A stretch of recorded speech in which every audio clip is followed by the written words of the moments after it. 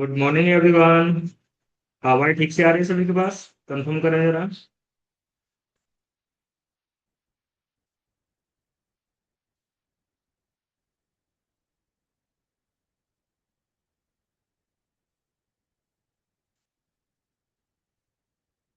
ठीक है, आगे कंटिन्यू करते हैं।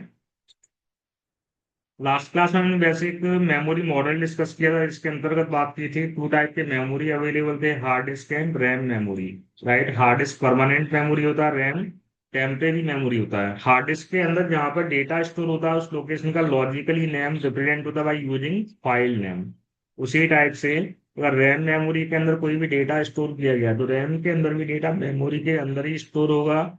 लेकिन रैम के अंदर मेमोरी प्लेस को या ब्लॉक को हम फाइल नेम ना बोल के वेरिएबल नेम के नाम से जानेंगे। राइट, तो वेरिएबल्स कहाँ क्रिएट होते हैं? रैम के अंदर। और फाइल्स कहाँ क्रिएट होते हैं? हार्ड डिस्क के अंदर। आज की क्लास में डेप्थ में बात करने वाले about the variable allocation process, मतलब वेरिएबल्स के बारे में जितने भी छोटे से छोटे पॉइंट्स और हाई लेवल कॉन्सेप्ट्स हैं, सब कुछ हम काफी डेप्थ में डिस्कस करने वाले हैं। मतलब आज का क्लास आपके लिए काफी इंटरेस्टिंग होने वाला है। ठीक है, देखते हैं one by one. First one, last time हमने डिस्कस किया था, what is the definition of variables. Variables क्या होते हैं? वेरिएबल इज अ कंटेनर और logical name of the memory. जैसा कि हमने लास्ट टाइम बात की थी, जब भी कोई प्रोग्राम एग्जीक्यूट होता है तो ड्यूरिंग एग्जीक्यूशन प्रोग्राम लोड कहाँ होता है?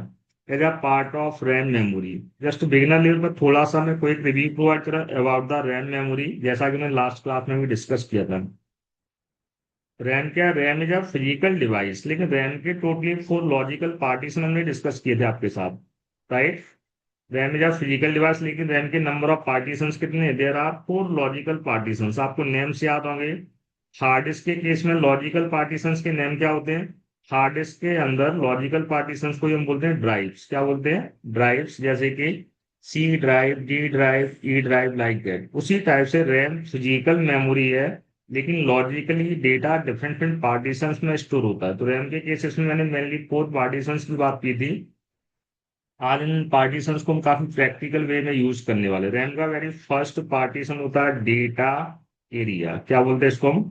Data area. इसके नोट्स में आपको प्रोवाइड कर दूंगा। राइट, दूसरा रैम का लॉजिकल पार्टीशन होता है हीप एरिया। ये जो हम पार्टीशन डिस्कस कर रहे हैं इसका सी लैंग्वेज से स्पेशली कोई रिलेशन नहीं है। मतलब ये पार्टीशन सभी प्रोग्रामिंग लैंग्वेज को बिलोंग करेंगे, क्योंकि प्रोग्रामिंग लैंग्वेज का हिस्सा नहीं है, जस्ट ए रैम मेमोरी का पार्ट है। और जब कोई प्रोग्राम एग्जीक्यूट होता है, प्रोग्राम किसी भी लैंग्वेज का, वो हमेशा रैम में ही स्टोर होता है। तो दूसरा एरिया हमने क्या डिस्कस किया? Heap area. तीसरा एरिया होता है method area. Right, and fourth और last one is stack area, जो कि आपके लिए सबसे ज्यादा यूजफुल होने वाला है। राइट, बाकी एरिया है मेमोरी ब्लॉक्स का यूज क्या, डजेंट मैटर। आपको मेनली यहाँ पर ये देखना है what is the importance of stack area. Program के अंदर हम जितने भी बिगिनर लेवल पर वेरिएबल्स क्रिएट करते हैं, बाय डिफॉल्ट सभी वेरिएबल लोकल वेरिएबल्स की कैटेगरी में आते हैं। लोकल वेरिएबल्स क्या होते हैं, जस्ट हम थोड़ी देर बाद ही डिस्कस करने वाले हैं। तो सभी लोकल वेरिएबल्स का मेमोरी एलोकेशन होता है इनसाइड द स्टैक एरिया। मतलब लोकल वेरिएबल्स किसी भी लैंग्वेज में हो, सभी लोकल वेरिएबल मेमोरी कहाँ लेते हैं? Inside stack. मतलब मेमोरी तो रैम के अंदर ही लेंगे, लेकिन रैम के अंदर एग्जैक्टली किस रूम के अंदर स्टोर होंगे? स्टैक एरिया के अंदर। राइट, उसी टाइप से हम आज की क्लास में डिस्कस करेंगे about the global variables. Global variables का एलोकेशन कहाँ होता है? Inside the data area. इन दोनों में लॉजिकली काफी डिफरेंसेस हैं, जो कि हम आगे वन बाय वन डिस्कस करेंगे। All the local variables are created inside stack, all the global variables are created inside data area.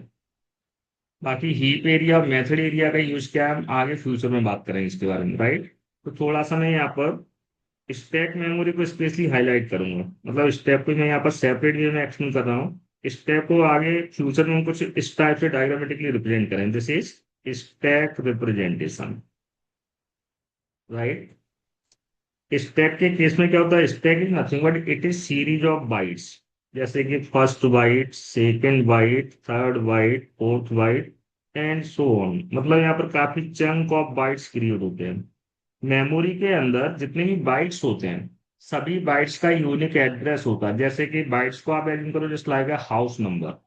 जैसे हमारे जितने भी घर या मकान होते हैं, सभी हाउस का नंबर होता है कि नहीं? यस। मतलब हम एक दूसरे के यूनिकली एड्रेस के द्वारा ही तो आइडेंटिफाई करते हैं, हम सभी का एड्रेस होता है। अगर आपने कुछ भी ऑर्डर प्लेस किया है ऑनलाइन, तो आपको वो ऑर्डर रिसीव किसके थ्रू होता है? हाउस नंबर के थ्रू या एड्रेस के थ्रू। उसी टाइप से मेमोरी के अंदर कई सारे चंक ऑफ बाइट्स होते हैं, और बाइट्स के केसेस में स्पेशल केस क्या है? Memory address. जैसे फर्स्ट बाइट का एड्रेस 0 से स्टार्ट होता है, तो नेक्स्ट बाइट का एड्रेस क्या होगा? 1 2 3 एंड सो ऑन। तो स्टैक के अंदर जो सबसे लास्ट बाइट होता है, right, according to tiny memory model, last byte का एड्रेस होता है 65,535। प्रीवियस बाइट का एड्रेस क्या होगा? 65,534, 65,533। मतलब ये आपको लो लेवल पर ये डायग्राम क्लियर होना चाहिए, क्योंकि आगे हम जितने भी वेरिएबल्स क्रिएट करेंगे, सारे के सारे लोकल वेरिएबल्स स्टैक मेमोरी के अंदर क्रिएट होंगे। लेकिन स्टैक का एक रूल है। रूल क्या है? स्टैक के अंदर जो मेमोरी एलोकेशन होता है, वो बॉटम टू अप ऑर्डर, मतलब इस डायरेक्शन में एलोकेशन होगा। सबसे पहले बॉटम एरिया, मतलब नीचे से ऊपर की तरफ, ठीक है, bottom to top. That is the basic behaviour of stack memory. इतना पार्ट क्लियर है? ठीक है, आगे हम इसके बारे में डेप्थ में बात करेंगे। नेक्स्ट वन, अब हम बात करते हैं about the variables, right. Variable का फर्स्ट डेफिनेशन क्या था? Variable is a logical name of the memory. मतलब मेमोरी के अंदर जब भी कोई मेमोरी बाइट एलोकेट होगा, तो बाई डिफॉल्ट उस बाइट का मेमोरी एड्रेस तो होगा, लेकिन कभी कोई नेम नहीं होगा। तो नेम क्या है? Nothing but variable name. Variables के बारे में जिसमें वन बाई वन आपको सारे के सारे पॉइंट भी राइट डाउन कराऊंगा, उसके साथ ही साथ हम प्रैक्टिस भी करेंगे।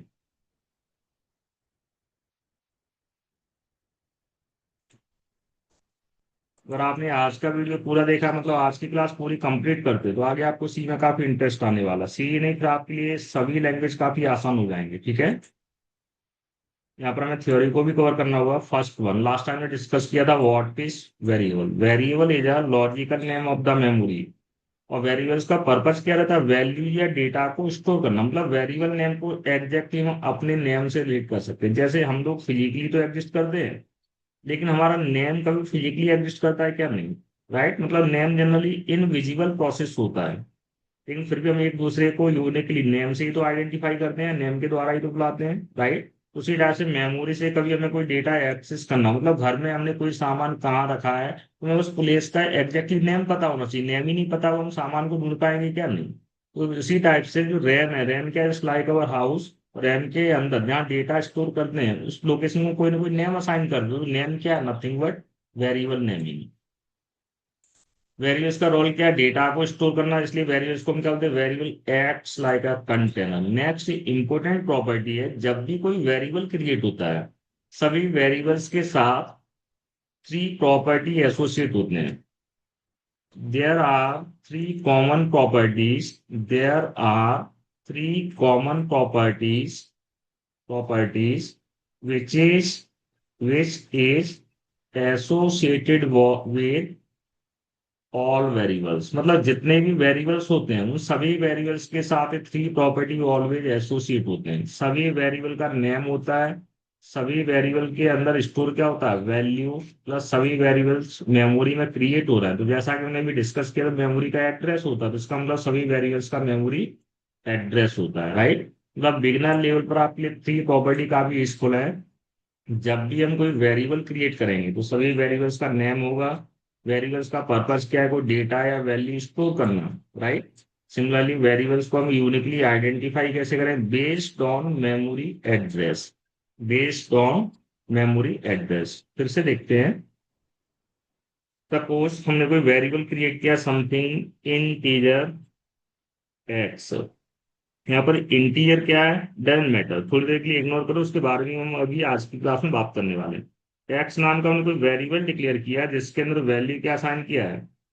10, राइट। तो जैसा कि हमने डिस्कस किया था, कोई भी वेरिएबल मेमोरी के अंदर क्रिएट होगा। Memory means part of RAM. और रैम क्या है? Chunk of bytes, series of bytes. मतलब रैम के अंदर कई सारे मेमोरी बाइट्स होंगे, लाइक दैट, राइट। लॉजिकली मैंने आपको बताया था, रैम के कई सारे लॉजिकल पार्टीशंस होते हैं, जैसे कि data area, heap area, method area, stack area. अभी आपको केवल फोकस क्या करना है? स्टैक। इस टाइप से कई सारे मेमोरी बाइट्स हैं। एजूम फर्स्ट बाइट का एड्रेस है 0 1 2 3, लेकिन रैम के अंदर लैक्स ऑफ बाइट्स होते हैं। वो लैक्स ऑफ बाइट्स हमारे लिए डायग्राम में राइट करना पॉसिबल नहीं, मतलब काफी टाइम टेकिंग प्रोसेस है। तो आपको जस्ट इमेजिन करना होगा, इस टाइप से कई सारे मेमोरी बाइट्स हैं। एज्यूम कर लो कोई मिडिल बाइट है, इसका एड्रेस है 100। नेक्स्ट बाइट का एड्रेस क्या हुआ 101 102 एंड सो ऑन। इस तरह से स्टैक के अंदर, मैं पूरे रैम की बात नहीं कर रहा हूँ, जो स्टैक का लास्ट बाइट होता है उसका एड्रेस होता है 65,535। इसके बाद भी कई सारे बाइट्स होंगे, पहले भी कई सारे बाइट्स होंगे। इस तरह से इमेजिन करना है।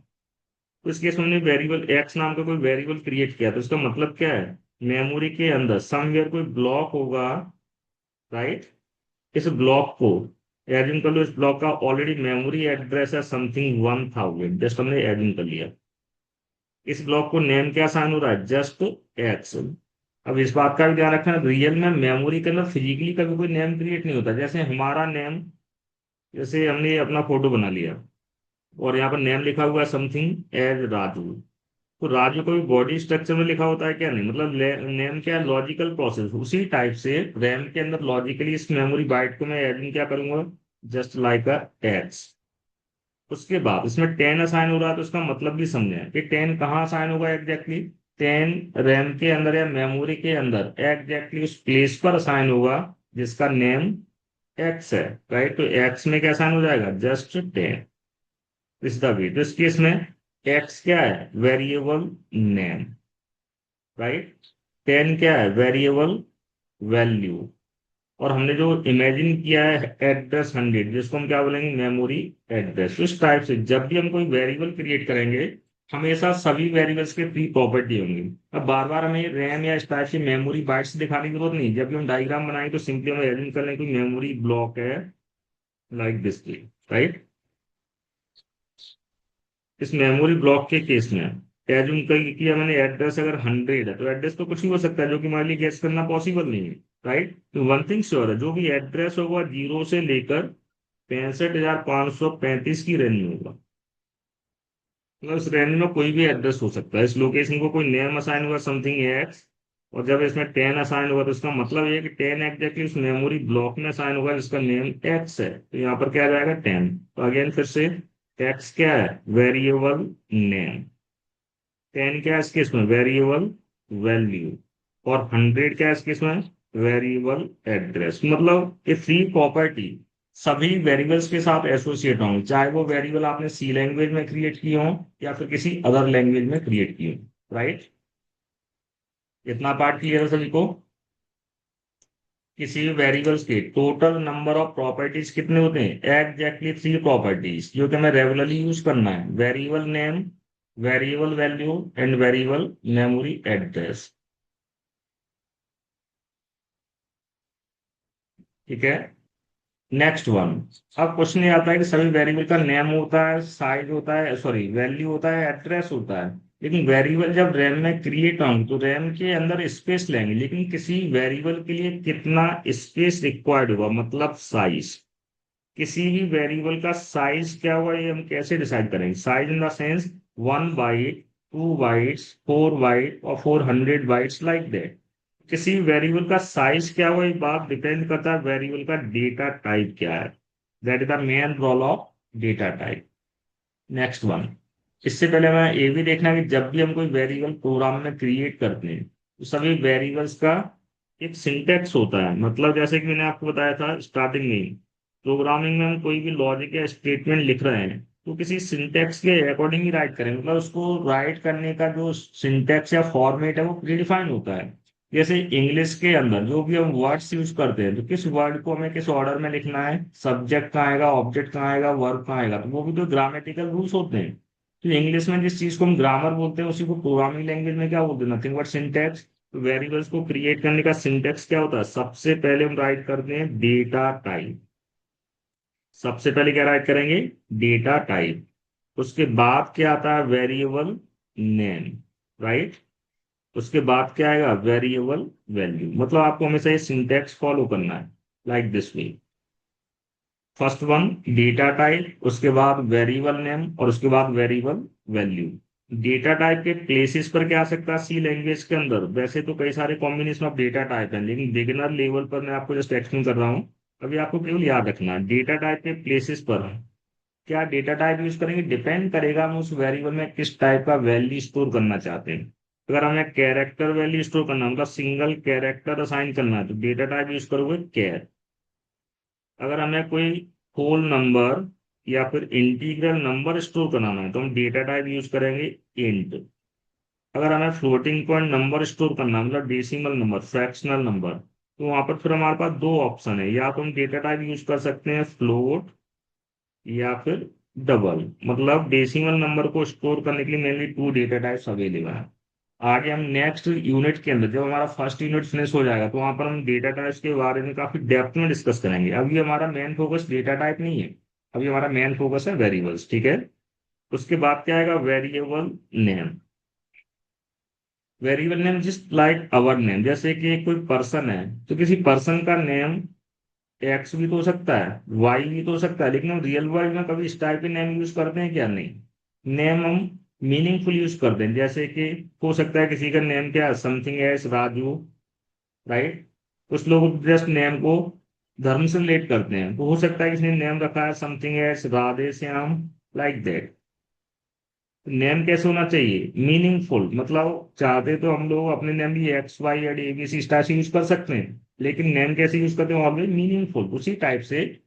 वैसे तो हम वेरिएबल का name X Y Z A B C D J I T Indore Khargone कुछ भी रख सकते हैं, लेकिन वेरिएबल्स का नेम उनके वर्किंग प्रोसेस के अकॉर्डिंग होना चाहिए, मतलब हम किस पर्पज से यूज कर रहा है। सपोज हम किसी वेरिएबल में किसी का एज इंफॉर्मेशन स्टोर करना चाहते हैं और हमने वेरिएबल का नेम यूज किया एक्स, तो नेम को देखकर कोई भी थर्ड पर्सन ये चेक नहीं कर पाएगा कि रियल में एक्स में किसी एम्प्लॉय का सैलरी स्टोर है, या फिर किसी पर्सन का या कस्टमर का बैंक बैलेंस स्टोर है, या फिर किसी का एज इंफॉर्मेशन है, या किसी स्टूडेंट का फीस है, या स्टूडेंट का रोल नंबर है, ऐसा कोई इंफॉर्मेशन है क्या? नहीं।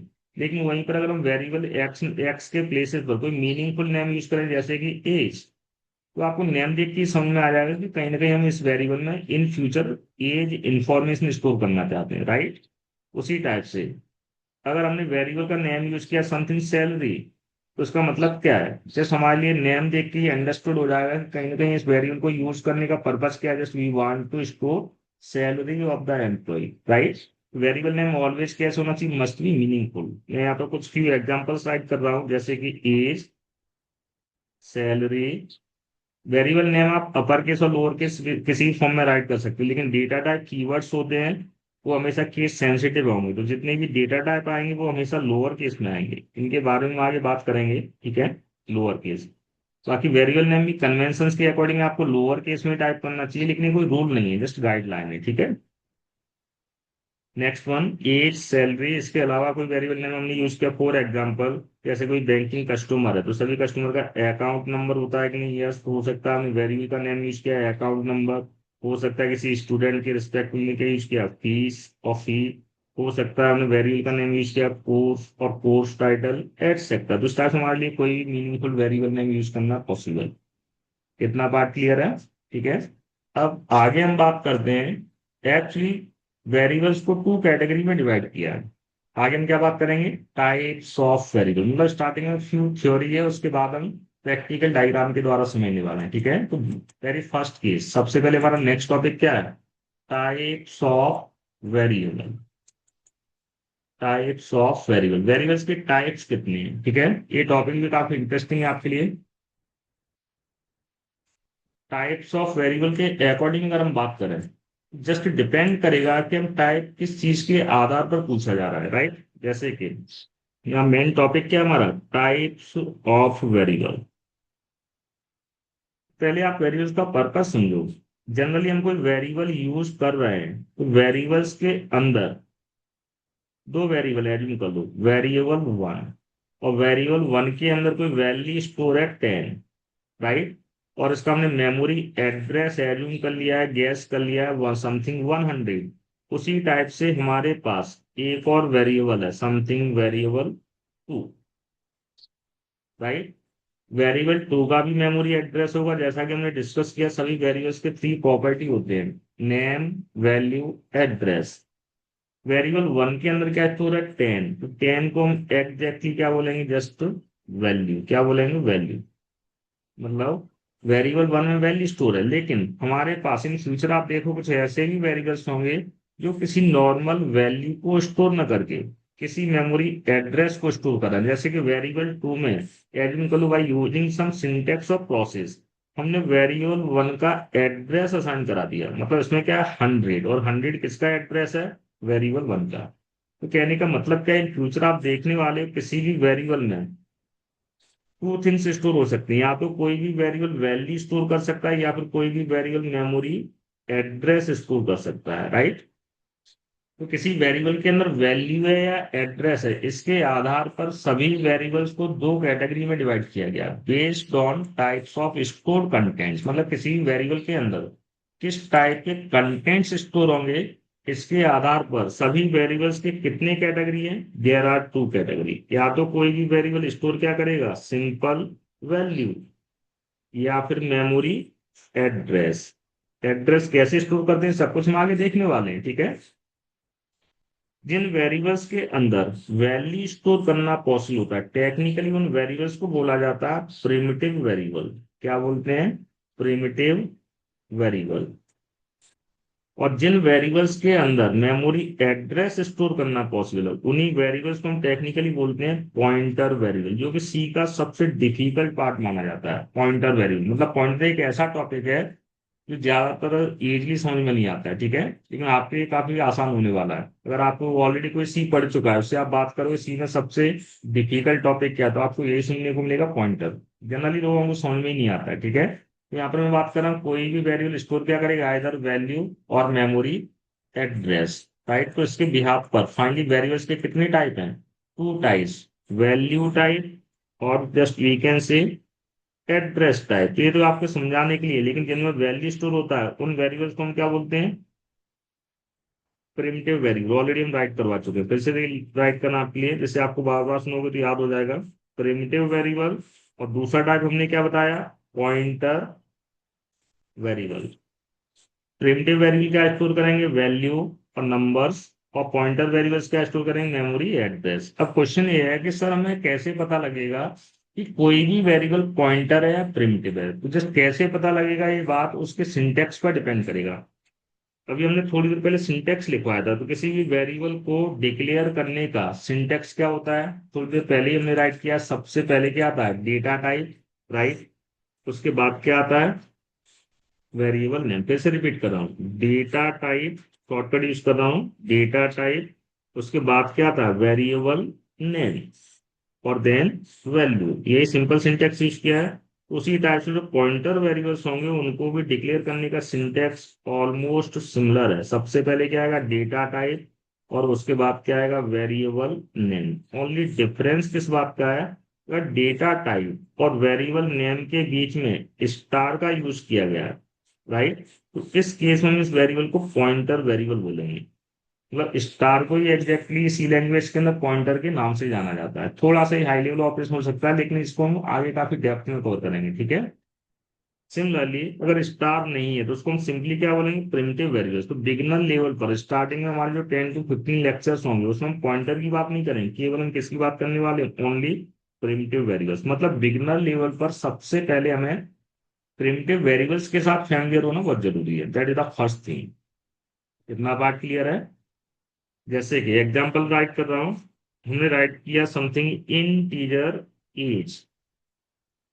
क्या सिंटेक्स में कहीं पर भी स्टार का यूज किया है, नहीं। तो एज को हम क्या बोलेंगे, प्रिमिटिव वेरिएबल। उसी टाइप से अगर हम इस टाइप से लिखते हैं, just like that, integer star age, तो सेकेंड एग्जाम्पल के अंदर एज के बीच में और डेटा टाइप के बीच में स्टार आया है कि नहीं, यस। तो इसी को हम क्या, एज को क्या बोलेंगे दूसरे केस में, जस्ट पॉइंटर वेरिएबल। मतलब इस टाइप से हम आइडेंटिफाई कर सकते हैं कि कोई भी वेरिएबल प्रिमिटिव है या पॉइंटर है, ठीक है। कितना पार्ट क्लियर है, फटाफट कमेंट करके बताएं जिससे मैं आगे बढ़ूं। अभी हमें इनके लिए कोई प्रैक्टिस करने की जरूरत नहीं, मतलब हमारा अभी मेन डिस्कशन है about the local variables and global variables, ठीक है, जो कि हम आगे जैसे डिस्कस करने जा रहे हैं। कंफर्म करें जरा, पॉइंटर और प्रिमिटिव में सिंटैक्टिकल डिफरेंस क्लियर है। मतलब हम कैसे आइडेंटिफाई करेंगे कि कोई भी वेरिएबल प्रिमिटिव है या पॉइंटर है। सिंपल डिक्लेरेशन में अगर स्टार आया मतलब डेटा टाइप के बाद अगर स्टार लिखा है तो हम क्या बोलेंगे, पॉइंटर। और स्टार नहीं है तो हम क्या बोलेंगे, simply primitive. That simple difference, right. ये डिवीजन किसके भी आप पर हुआ, based on types of stored contents. तो पहले इसको कवर कर लेते हैं। Based on types of stored contents there are two types of variables. There are two types of variables supported by C. First one, primitive variable, any variable that can store the value. Any variable that can store the value, right? जैसे कि 10, 25,000 or 500, something character A, 2.5, like this way, right. तो सभी variables को हम primitive variables बोलेंगे। इनका syntax क्या है, सबसे पहले क्या आएगा सिंटेक्टिकली, डेटा टाइप, और उसके बाद क्या आएगा, वेरिएबल नेम, राइट। देन इनमें असाइन क्या होगा, वैल्यू। तो हमने जैसे सिंटेक्टिकली यहाँ वैल्यू राइट कर दिया। फॉर एग्जाम्पल जैसे कि int then salary equals to 25,000, like that. Next one, दूसरा टाइप क्या बताया था हमने, pointer variable, right? Pointer means value type or address type. Address type. Any variable that can store the memory address. ऐसे variable जो value की जगह पर एड्रेस को स्टोर कर दें, उन्हीं वेरिएबल्स को हम क्या बोलेंगे, नॉन एज पॉइंटर वेरिएबल। कभी अगर आपसे पूछ लिया जाए what is mean by pointer variable, simple definition है, ऐसे वेरिएबल जिनके अंदर मेमोरी एड्रेस को स्टोर करना पॉसिबल है, टेक्निकली हम उन्हीं वेरिएबल्स को क्या बोलते हैं, pointer. What is the syntax, syntactically हम क्या राइट करेंगे, सबसे पहले डेटा टाइप, देन स्टार, और देन वेरिएबल नेम। लेकिन इनमें स्टोर क्या होगा, वैल्यू नहीं, क्या स्टोर कराएंगे, मेमोरी एड्रेस। अब एड्रेस कैसे असाइन करते हैं इसके बारे में आगे देखने वाले हैं, ठीक है। फॉर एग्जाम्पल हमने यहाँ पर राइट डाउन किया इंट स्टार, वेरिएबल का नेम है something PTR. PTR means PTR stands for pointers, like this, right. Similarly जरूरी नहीं कि डेटा टाइप इंटीजर ही होगा, डेटा टाइप फ्लोट भी हो सकता है, कैरेक्टर भी हो सकता है, डबल भी हो सकता है, what ever, like that, right. Again हमने राइट डाउन किया समथिंग फ्लोट स्टार पी और पीटीआर, वॉट एवर। लेकिन आज का हमारा जो मेन डिस्कशन है वो पॉइंटर या प्रिमिटिव वेरिएबल्स के बारे में नहीं है। मेन डिस्कशन हमारा about the local and global variables. Again जो नेक्स्ट डिस्कशन है वो हमारे लिए आज के लिए मोस्ट आईएमपी है। Based on based on purpose and positions, मतलब डिफरेंट डिफरेंट पर्पज और डिफरेंट डिफरेंट पोजीशंस के बिहाफ पर वेरिएबल्स के अगेन टू टाइप्स हैं, right. Based on purpose and positions, variables further divided into two categories. Purpose और position के व्याप पर वेरिएबल्स के दो टाइप हैं, जिसमें से फर्स्ट टाइप क्या है, लोकल वेरिएबल। सेकंड टाइप क्या है, ग्लोबल वेरिएबल, राइट। अगर आप एक बार लोकल वेरिएबल्स में कॉन्फिडेंट हो गए तो फिर आपको लगने लगेगा कि हाँ सी सीखना बहुत आसान है, ठीक है। तो आज हम मेनली सबसे ज्यादा डेप्थ में डिस्कस क्या करेंगे, local variables. Local variable topic finish हो जाएगा, उसके बाद हम बात करेंगे ग्लोबल वेरिएबल पर। थोड़ा सा एक बेसिक डिफरेंस देख लेते हैं, हम कैसे आइडेंटिफाई करेंगे कि कोई भी वेरिएबल लोकल है या ग्लोबल है। जैसा कि मैंने अभी बात की थी, पर्पज और पोजीशन के बेसिस पर अगेन वेरिएबल्स के टाइप्स क्या हैं, देयर आर टू टाइप, क्या क्या, local and global, nothing special, right, local and global. Sir हमें कैसे पता लगेगा कि कोई भी वेरिएबल लोकल है या ग्लोबल है, सिंपल। जैसा कि आप जानते हो सी प्रोग्राम को राइट करने का सिंटेक्स क्या है, सबसे पहले हम हेडर फाइल राइट करते हैं, उसके बाद हम क्या राइट करते हैं, मेन फंक्शन। और मेन फंक्शन का रिटर्न टाइप या तो हम वॉइड लिखते हैं या फिर integer, depends up to you, void main then. अब यहाँ पर दो केस होंगे, यहाँ पर पॉइंट ठीक से समझो, ये जो डिवीजन है वो किसके व्याप पर है, based on different different purpose and different different positions. या पर्पज और पोजीशन का मतलब क्या है, वही पॉइंट मैं आपको क्लियर कर रहा हूँ, ठीक है। पहले पोजीशन को समझें। पोजीशन का मतलब क्या है, पोजिशनली कोई भी वेरिएबल या तो आप कहाँ डिक्लेयर करोगे, फंक्शन के अंदर, राइट, या फिर हम वेरिएबल्स को कहाँ डिक्लेयर करेंगे, फंक्शन के बाहर, मतलब आइदर इनसाइड द फंक्शन और आउटसाइड द फंक्शन। लेकिन मेन की बात नहीं कर रहा हूं, ठीक है, स्पेलिंग आप कंसिडर कर लेंगे, स्पेस कम है, इनसाइड और आउटसाइड, राइट, इस टाइप से समझते हैं। जैसे कि हमारा कंट्री क्या है, इंडिया, राइट, इंडिया के अंदर कई सारे स्टेट हैं, लाइक दिस वे, उसी में से हमारा स्टेट क्या है, एमपी, राइट। मान लो अगर कोई भी पर्सन, मतलब हम लोग तो एमपी से हैं, कोई दूसरा पर्सन है जो आपको कहीं बस में मिल जाता है और वो भी एमपी से ही है, अगर वो भी एमपी से ही है तो वो आपके लिए कैसा, लोकल पर्सन, कैसा है, लोकल। लेकिन वो पर्सन किसी डिफरेंट स्टेट से, जैसे UP, Bihar, Maharashtra, like that, तो जस्ट वो हमारे लिए लोकल है, ग्लोबल है, ग्लोबल पर्सन, कैसा पर्सन हुआ, कंट्री वाइज ग्लोबल पर्सन। तो उसी टाइप से मैंने आपको ये जस्ट यहाँ पे जो फंक्शन है, फंक्शन को एडिंग कर लो, जस्ट लाइक और सिटी, जस्ट लाइक और स्टेट, जस्ट लाइक और डिस्ट्रिक्ट, राइट। तो कोई भी पर्सन, मतलब कोई भी वेरिएबल अगर आपने फंक्शन के अंदर क्रिएट किया है या डिक्लेयर किया है, तो ऐसे वेरिएबल्स को हम बोलेंगे local variables. Any variable which is declared inside the function, जैसे कि हमने राइट डाउन किया इंटीजर एक्स, राइट।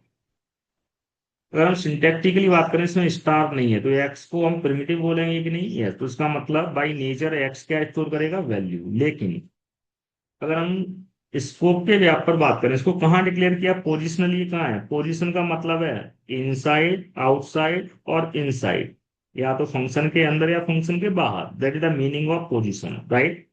फंक्शन के अंदर है तो ऐसे वेरिएबल्स को ही हम टेक्निकली बोलते हैं नथिंग बट लोकल वेरिएबल्स। क्या बोलेंगे, लोकल वेरिएबल। दूसरा पॉसिबिलिटी क्या है, हो सकता है वेरिएबल हमने फंक्शन के अंदर क्रिएट ना करके फंक्शन के बाहर क्रिएट किया, जैसे कि इंटीजर ए, ए को हमने कहाँ क्रिएट किया, inside the body of main function और आउटसाइड, आउटसाइड। तो जो वेरिएबल फंक्शन के बाहर होते हैं उन्हीं वेरिएबल्स को हम टेक्निकली बोलते हैं ग्लोबल वेरिएबल्स। तो अभी तो आपको पहले ये देखना है कि हमें कैसे पता लगेगा कि कोई भी वेरिएबल लोकल है या ग्लोबल है, जस्ट उसका पोजीशन देखकर।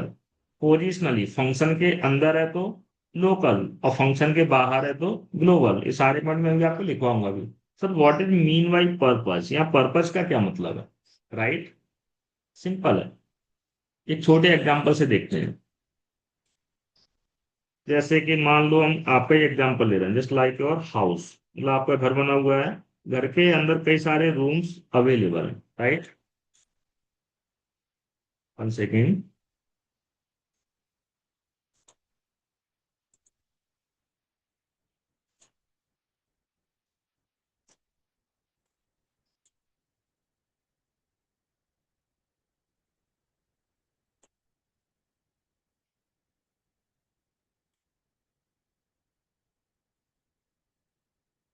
थोड़ा सा डिस्प्ले का इशू है, एक मिनट के लिए वेट करें, लोड हो रहा है।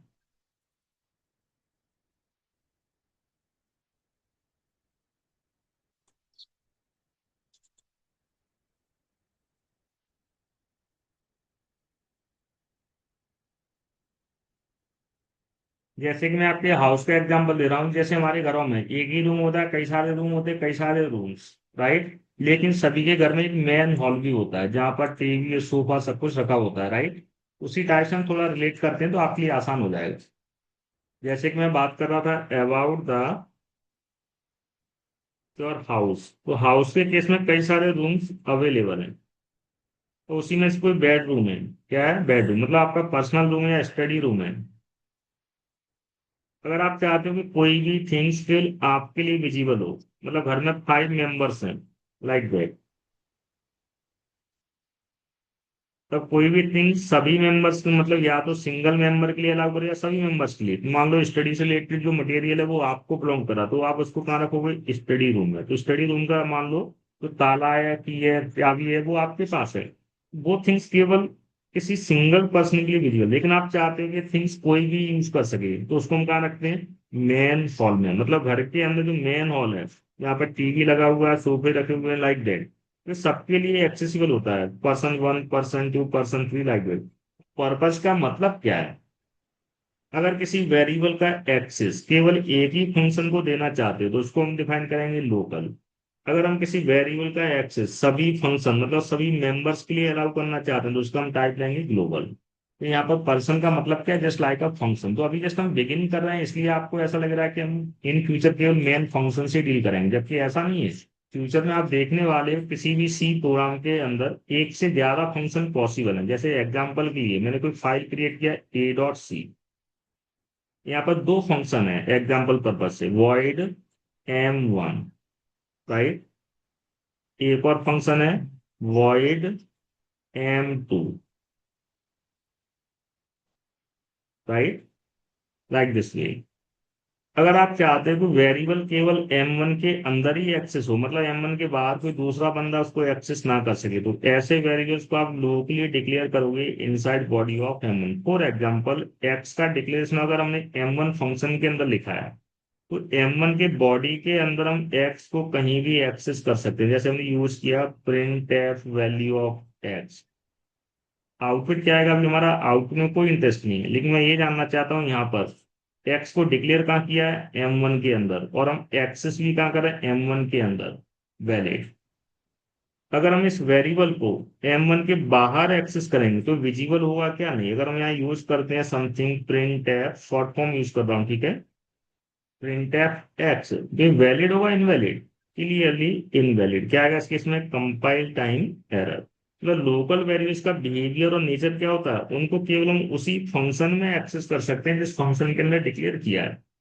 बट सपोज दैट हमें कोई ऐसा डेटा मैनेज करना है जो सभी फंक्शन में एक्सेस करना चाहते हैं, तो ऐसा डेटा हम लोकल में स्टोर ना करके ग्लोबल वेरिएबल में स्टोर करेंगे। एक और एग्जांपल से देखते हैं। हमने यहाँ डिक्लेयर किया इंटीजर ए, और ए में कोई मीनिंगफुल इंफॉर्मेशन है, डजंट मैटर, ठीक है।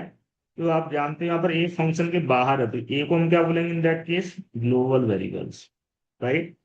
ग्लोबल वेरिएबल्स का नेचर क्या है? Global variables throughout the program किसी भी फंक्शन में एक्सेस करना पॉसिबल। मतलब ए को हम m1 के अंदर कहीं एक्सेस कर दें, something print F A, valid. A को हम किसी दूसरे फंक्शन में एक्सेस कर दें, something print F A, it is also valid. That is the meaning of purpose. मतलब वेरिएबल्स को यूज करने का पर्पस क्या है? मतलब आप एक ही फंक्शन में एक्सेस करना चाहते हो, मल्टीपल फंक्शन में? एक ही फंक्शन में एक्सेस करना है तो लोकल बनाएंगे, सभी फंक्शन में एक्सेस करना है तो ग्लोबल बनाएंगे, ठीक है। फंक्शन भी आगे बिग टॉपिक होगा सी लैंग्वेज के अंदर हमारे पास। अभी आपको फंक्शन में इन्वॉल्व होने की जरूरत नहीं है, आपको मतलब इसमें ये जानने की जरूरत नहीं कि सर फंक्शन क्या होता है। अभी हम केवल ये बता रहे हैं कि लोकल वेरिएबल किसको बोलते हैं, ग्लोबल किसको बोलते हैं, लोकल का पर्पज क्या है, ग्लोबल का पर्पज क्या है, ठीक है। तो हम मेनली किसके बारे में बात करने वाले हैं? About the local variables. First main heading है हमारा आज के लिए लोकल वेरिएबल्स। काफी डेप्थ में कवर करेंगे, point two point. First one, what is mean by local variable? Question आपसे इंटरव्यू में पूछा जाता है, what is mean by local variable. तो आप सिंपली इसको डिस्क्राइब कर सकते हो, simple, any variable which is declared inside the function. मतलब ऐसा वेरिएबल जिसका डिक्लेरेशन हमने किसी फंक्शन के अंदर प्रोवाइड किया है, उस वेरिएबल को ही आप क्या बोलोगे? Local variable. Any variable which is declared, declare करने का मतलब है जहां पर आप क्रिएट कर रहे हो, राइट, डेटा टाइप के through. Any variable which is declared inside the body of function, मैंने मेन फंक्शन नहीं लिखा है, किसी फंक्शन में हो सकता है, right. Inside the body of function, और फंक्शन को ब्लॉक के नाम से भी जाना जाता है, function of block, known as, known as local variable, right. ऐसे वेरिएबल जो फंक्शन के अंदर है उन वेरिएबल्स को हम क्या बोलते हैं? Local variables. अब एक छोटे से एग्जांपल से भी देख लेते हैं। इसी का मैंने एडिटर ओपन किया आपके लिए,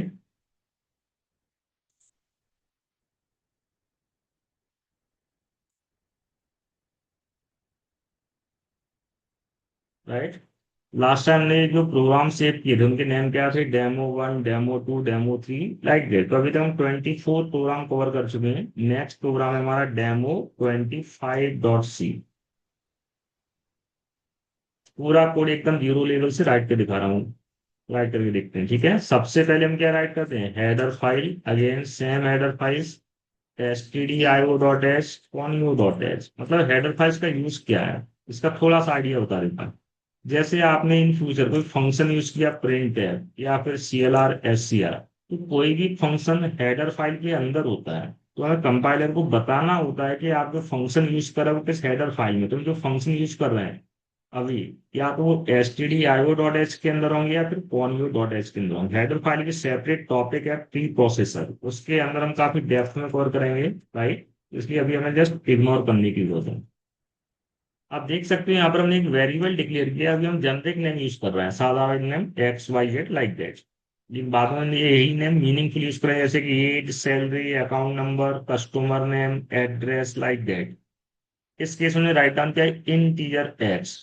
आप चेक करके बता सकते हो एक्स का टाइप क्या है, इज इट पॉइंटर और प्रिमिटिव, कहीं स्टार है क्या, नहीं तो हम सिंपली क्या बोलेंगे, प्रिमिटिव। इसका मतलब ये क्या स्टोर करेगा, वैल्यू, ठीक है। लेकिन पर्पज और पोजीशन के आधार पर एक्स का टाइप क्या है, एक्स फंक्शन के अंदर डिक्लेयर किया है। डिक्लेरेशन किसको बोलते हैं, मतलब जहां पर हम एक्स को डेटा टाइप यूज करके राइट करते हैं very first time. Variable name जब भी डेटा टाइप के साथ आता है, तो टेक्निकली एक्चुअली इस स्टेटमेंट को डिक्लेरेशन बोला जाता है, राइट। क्या बोलते हैं इसको, वेरिएबल डिक्लेरेशन। इसके बारे में भी आगे डेप्थ में बात होगी। नेक्स्ट वन, तो अभी हमने ये वेरिएबल कहाँ डिक्लेयर किया, फंक्शन के अंदर। That means it is local variable. X इस केस में कैसा वेरिएबल है, local, right. Next one, just general template write कर रहा हूँ, CLR SCR get CH। Observe करना, हमने जस्ट एक और फंक्शन क्रिएट किया जिसका नेम है समथिंग टेस्ट। जिस टाइप से मेन फंक्शन क्रिएट करते हैं उसी टाइप से हमने कोई दूसरा फंक्शन क्रिएट कर लिया जिसका नेम क्या है, जस्ट टेस्ट। टेस्ट के अंदर हम डिस्प्ले करना चाहते हैं वैल्यू ऑफ एक्स। ऑब्जर्व, क्या ये कोड वर्क करेगा, मीन्स कंपाइल होगा, नहीं। थोड़ी देर पहले ही बताया कि एक्स को हमने डिक्लेयर कहाँ किया, मेन फंक्शन में। तो इसका जो स्कोप होगा, स्कोप का मतलब है जहां पर हम इसको यूज कर सकते हैं। तो एक्स केवल उसी ब्लॉक में एक्सेस हो सकता है जिस ब्लॉक के अंदर डिक्लेयर किया। ब्लॉक किसको बोलते हैं, ओपनिंग और क्लोजिंग कर्ली ब्रैकेट के बीच का जो एरिया या पोर्शन होता है उसको टेक्निकली ब्लॉक भी बोला जाता है। ब्लॉक किससे रिप्रेजेंट होता है, जिस टाइप से सेमी कॉलन क्या रिप्रेजेंट करता है, स्टेटमेंट, उसी टाइप से ओपनिंग और क्लोजिंग कर्ली ब्रैकेट क्या रिप्रेजेंट करते हैं, ब्लॉक। ब्लॉक क्या होता है, नथिंग बट सेट ऑफ और ग्रुप ऑफ स्टेटमेंट। मतलब एक ब्लॉक के अंदर एनी नंबर ऑफ स्टेटमेंट बोलना पॉसिबल। एक्चुअली ब्लॉक को भी स्टेटमेंट बोल सकते हैं, लेकिन ब्लॉक को हम कंपाउंड स्टेटमेंट बोलते हैं, राइट। कल हम बात कर रहे थे एक्स को हमने कहा क्रिएट किया है मेन फंक्शन में, मेन ब्लॉक में, लेकिन हम यूज सेम ब्लॉक में कर रहे हैं, डिफरेंट ब्लॉक में, डिफरेंट ब्लॉक में। कंपाइल हुआ क्या, नहीं, tested compile time error. Error message क्या आएगा, कंपाइलर बोलेगा टेस्ट फंक्शन को नहीं पता कि एक्स नाम की क्या चिड़िया है, क्या बनता है, वो नहीं जानता कि एक्स कौन है। और जो हमें आइडेंटिफाइड वेरिएबल्स होते हैं जिनको आपने डिक्लेयर नहीं किया उनको यूज कर रहे थे, compile time error. Undefined symbol x, मतलब हमें नहीं पता कि एक्स नाम का सिंबल कौन है, ठीक है। अभी हम स्टार्टिंग लेवल पर एक ही फंक्शन के साथ डील करेंगे, ये तो केवल समझाने के लिए मैंने राइट किया था, बाद में हम डेप्थ में बात करने वाले हैं। तो फिलहाल हमने एक्स को कहाँ डिक्लेयर किया है, inside body of main function. क्या हमने एक्स में कोई वैल्यू असाइन किया है, नहीं, लेकिन फिर भी हम जानना चाहते हैं what is the value of x. तो डिस्प्ले क्या करा रहे हैं, simply value of x, right. तो परसेंट डी के प्लेस पर क्या आ जाएगा, एक्स का जो भी वैल्यू होगा। क्या हमने एक्स में कोई वैल्यू असाइन किया है, नहीं किया है। तो उसका डिफॉल्ट वैल्यू क्या होगा, हमें नहीं पता। और जो वैल्यू हमें नहीं पता होता, हमारे लिए अननोन है, अनप्रिडिक्टेबल है, तो उसको हम गार्बेज वैल्यू बोलते हैं। तो जितने भी लोकल वेरिएबल्स होते हैं, सभी लोकल वेरिएबल्स का बाई डिफॉल्ट वैल्यू क्या होता है, बाई डिफॉल्ट मतलब हमने असाइन नहीं किया लेकिन फिर भी वैल्यू एग्जिस्ट कर रहा है। ऐसे वैल्यू को हम क्या बोलेंगे, टेक्निकली डिफॉल्ट वैल्यू। लेकिन लोकल वैल्यूज का डिफॉल्ट वैल्यू अनप्रिडिक्टेबल होता है, इसलिए हम इसको क्या बोलेंगे, गार्बेज वैल्यू। जैसे कि हमें पता था कि ये नंबर आने वाला नहीं, इसलिए हम इसको क्या बोलना है, गार्बेज। दूसरी बात, अगर एक प्रोग्राम एग्जीक्यूट हुआ है तो लाइन बाई लाइन एग्जीक्यूट हुआ होगा, राइट। एक्स का कोई तो, सॉरी, जब कंट्रोल यहाँ ब्लॉक में आए हो तो एक्स का मेमोरी एलोकेशन हुआ होगा, मतलब मेमोरी के अंदर कोई ब्लॉक होगा, उस ब्लॉक के लिए लॉजिकली नेम असाइन हुआ होगा समथिंग एक्स। जब किसी मेमोरी ब्लॉक को हम कोई नेम असाइन करते हैं, नेमिंग क्रिएट करते हैं, इसी पार्ट को हम बोलते हैं मेमोरी एलोकेशन। क्या बोलते हैं, टेक्निकली इस प्रोसेस को हम क्या बोलेंगे, मेमोरी एलोकेशन, ठीक है। अभी हो सकता है आपको थोड़ा फास्ट लग रहा हो, अभी जस्ट मैं ये पूरा प्रोसेस एक सिंगल एग्जांपल से समझाऊंगा तो वर्ड टू वर्ड काफी इजी वे में। ठीक है, अभी क्यों दिखा रहा हूँ। डिफॉल्ट वैल्यू क्या है, जस्ट गार्बेज। जैसा कि मैंने आपको बताया था एक्स लोकल है, तो मेमोरी में क्रिएट होगा, मेमोरी के अंदर कई सारे लॉजिकल नेम थे, data area, heap area, stack area, method area. तो जब लोकल वेरिएबल का एलोकेशन होगा, एलोकेशन का मतलब जस्ट उनके लिए मेमोरी रिजर्व करना।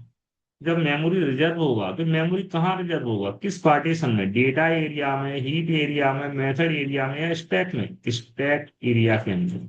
तो इस टाइप से लोकल वेरिएबल से रिलेटेड फ्यू पॉइंट्स हैं जो कि हम वन बाई वन डिस्कस कर रहे हैं। दूसरी बात, लोकल वेरिएबल्स का एक और रूल है क्या, लोकल वेरिएबल जहां से ब्लॉक स्टार्ट होता है, ब्लॉक किससे रिप्रेजेंट होता है, ओपनिंग कर्ली ब्रैकेट से, जैसे कि मैंने आपके लिए हाईलाइट कर रखा है ओपनिंग कर्ली ब्रैकेट। तो लोकल वेरिएबल का रूल है, इनका डिक्लेरेशन केवल ब्लॉक के बिगिनिंग में ही अलाउ होता है, टॉप में। राइट। ऐसा नहीं कि हम वेरिएबल्स कहीं भी डिक्लेयर कर दें, जैसे कि हमने वेरिएबल को सीएलआर एससीआर फंक्शन के बाद डिक्लेयर किया, देन कंप्लीटली रॉन्ग। ये सारे रूल्स मैं आपको वन टू वन लिखवाने वाला हूँ अभी, ठीक है। क्या आएगा, compile time error, declaration is not allowed here, मतलब यहाँ पे डिक्लेरेशन अलाउड है क्या, नहीं।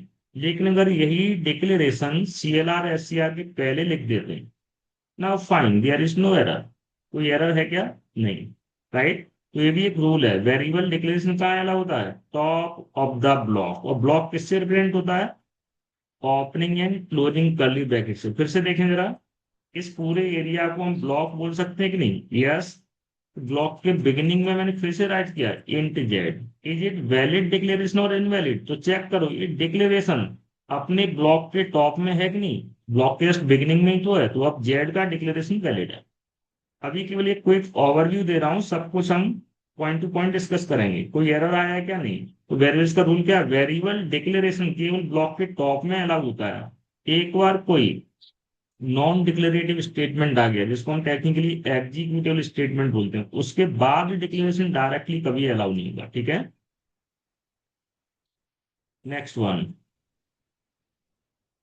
फिर से याद रखें, अब यहाँ पर आप देख रहे होंगे हमने तीन वेरिएबल डिक्लेयर किए, इंट एक्स वाई जेड। इन तीनों के डेटा टाइप सेम है या डिफरेंट है, सेम डेटा टाइप है। एक्स का भी टाइप इंटीजर है, वाई का भी टाइप इंटीजर है, जेड का भी टाइप इंटीजर है। जब तीनों के टाइप सेम है तो हम बार बार इसको क्यों रिपीट करें, हम एक ही लाइन में इनको कंबाइन कर सकते हैं, इन्हीं को हम शॉर्ट फॉर्म में राइट कर सकते हैं, int X comma Y comma Z. इस स्टेटमेंट का मीनिंग भी एग्जैक्टली सेम है, there is no error. Right. तो अगर हमें सिमिलर टाइप के एक से ज्यादा वेरिएबल चाहिए तो हम सेपरेट स्टेटमेंट में भी डिक्लेयर कर सकते हैं और सेम स्टेटमेंट के अंदर भी डिक्लेयर कर सकते हैं, ठीक है। ये तो केवल स्टार्ट करने के लिए हमने आपको एक ओवरव्यू प्रोवाइड किया है, अब हम point two point one by one काफी डेप्थ में कवर करने वाले हैं, ठीक है। मतलब अभी हो सकता है तुम में से कुछ लोगों को काफी फास्ट लग रहा हो अभी, क्योंकि अभी हम केवल इसको एक्सप्लेन कर रहे थे, मतलब एक ओवरव्यू। ये सारी बातें हम डेप्थ में जब कवर करेंगे तो आपको काफी इजी वे में समझ में आएगा। अभी तक आपको कुछ भी समझ में नहीं आया, कोई दिक्कत नहीं है, ठीक है। अब देखते हैं, वन सेकेंड। किसी का कोई क्वेरी या क्वेश्चन हो तो आप बीच में पोस्ट कर सकते हो, ठीक है, मैं बाद में रीड करके टॉपिक के एंड में आपको एक्सप्लेन कर दूंगा। अब छोटे से एग्जांपल समझते, जो कुछ भी हमने भी डिस्कस किया है वही सारे थिंग्स काफी डेप्थ में देखेंगे, आपके लिए काफी इंटरेस्टिंग होने वाला है। जैसे कि हमने सी में एक प्रोग्राम राइट किया, वॉइड मेन, मेन फंक्शन के अंदर ऑब्जर्व करना, हमने तीन वेरिएबल डिक्लेयर किए, इंटीजर एक्स, और एक्स का इनिशियल वैल्यू असाइन किया है 10।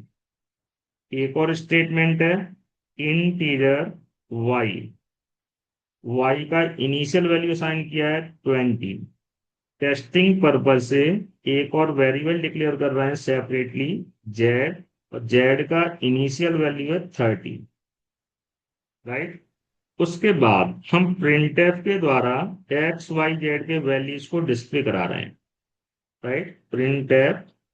और यहाँ पर हम अब पूरा सिंटेक्स नहीं लिख रहे हैं क्योंकि डायग्राम में उसको रिप्रेजेंट करने के लिए स्पेस की कम पड़ जाए, तो पूरा सिंटेक्स हम फाइनल कोड में लिखेंगे। तो यहाँ पर मैं शॉर्ट फॉर्म लिख रहा हूँ, just printf X comma Y comma Z. मतलब ये कोई लीगल स्टेटमेंट नहीं, कंपाइल नहीं होगा, आप जानते हो, ठीक है। कि हमने फॉर्मेट स्पेसिफायर का यूज नहीं किया, लेकिन आप एज्यूम कर लेना ये स्टेटमेंट करेक्ट है, बाद में इसको सिंटैक्टिकली करेक्ट लिखेंगे, लेकिन यहाँ डायग्राम बनाने की स्पेस कम पड़ रहा है, इसलिए मैं शॉर्टकट यूज कर रहा हूँ। कहीं पर भी अगर हम वेरिएबल का नेम यूज कर दे, दो केस है आपके पास, कहीं पर भी अगर वेरिएबल का नेम आ रहा है, वेरिएबल नेम के प्लेसेस पर, जैसा कि मैंने आपको बताया था, जब वेरिएबल क्रिएट होता है तो हमेशा थ्री प्रॉपर्टी एसोसिएट होते हैं, variable name, variable value, variable address. तो कहीं पर भी अगर हमने वेरिएबल का नेम यूज किया है, चाहे वो प्रिंटफ में लिखा हुआ है किसी एक्सप्रेशन में, वेरिएबल नेम हमेशा रिप्लेस किससे होते हैं, उस वेरिएबल के वैल्यू से। लेकिन मैंने आपको बताया वेरिएबल का एड्रेस भी होता है, राइट। तो कभी हमें किसी सिचुएशन में वेरिएबल का एड्रेस चेक करना हो तो कैसे चेक करेंगे, जस्ट M% सिंबल लगा के, इसको हम एड्रेस एट ऑपरेटर बोलते हैं, ठीक है। तो अगर आपने किसी वेरिएबल नेम के पहले जस्ट M% मार्क कर दिया, तो वहां पर अब वेरिएबल का नेम ना आके वेरिएबल का एड्रेस आएगा, क्या आएगा, वेरिएबल एड्रेस। यहाँ पर एक और प्रिंटफ में राइट कर रहा हूँ टेस्टिंग पर्पज से, प्रिंटफ। फर्स्ट केस में हमने प्रिंटफ में लिखा है XYZ, लेकिन सेकंड केस में राइट कर रहे हैं N%X, जिसको हम रीड करेंगे as address of X। Similarly मतलब इस प्लेस पर क्या प्रिंट होगा, X का वैल्यू है एड्रेस, एड्रेस। उसी टाइप से Y का एड्रेस डिस्प्ले कराना है तो क्या डिस्प्ले कराएंगे, address of Y, address of Z। मतलब कहने का ये है, इन शॉर्ट, फर्स्ट प्रिंटफ से क्या प्रिंट होगा, XYZ के वैल्यू, और सेकंड प्रिंटफ से हम क्या डिस्प्ले कर रहे हैं, XYZ के वैल्यू और एड्रेस, जस्ट मेमोरी एड्रेस, ठीक है। आई थिंक इतना पार्ट आपसे बिल्कुल क्लियर होगा। अब इसको मेमोरी डायग्राम से रिप्रेजेंट करते हैं कि एक्चुअली ये होल प्रॉब्लम कैसे डिस्क्राइब हो रहा है, मेमोरी लेवल पर कैसे वर्क कर रहा है।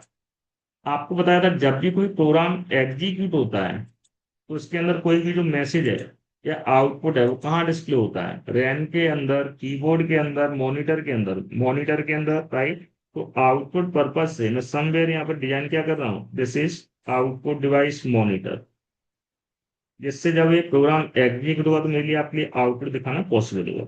इनिशियली मॉनिटर पर कोई मैसेज प्रिंट हो रहा है क्या, nothing, right.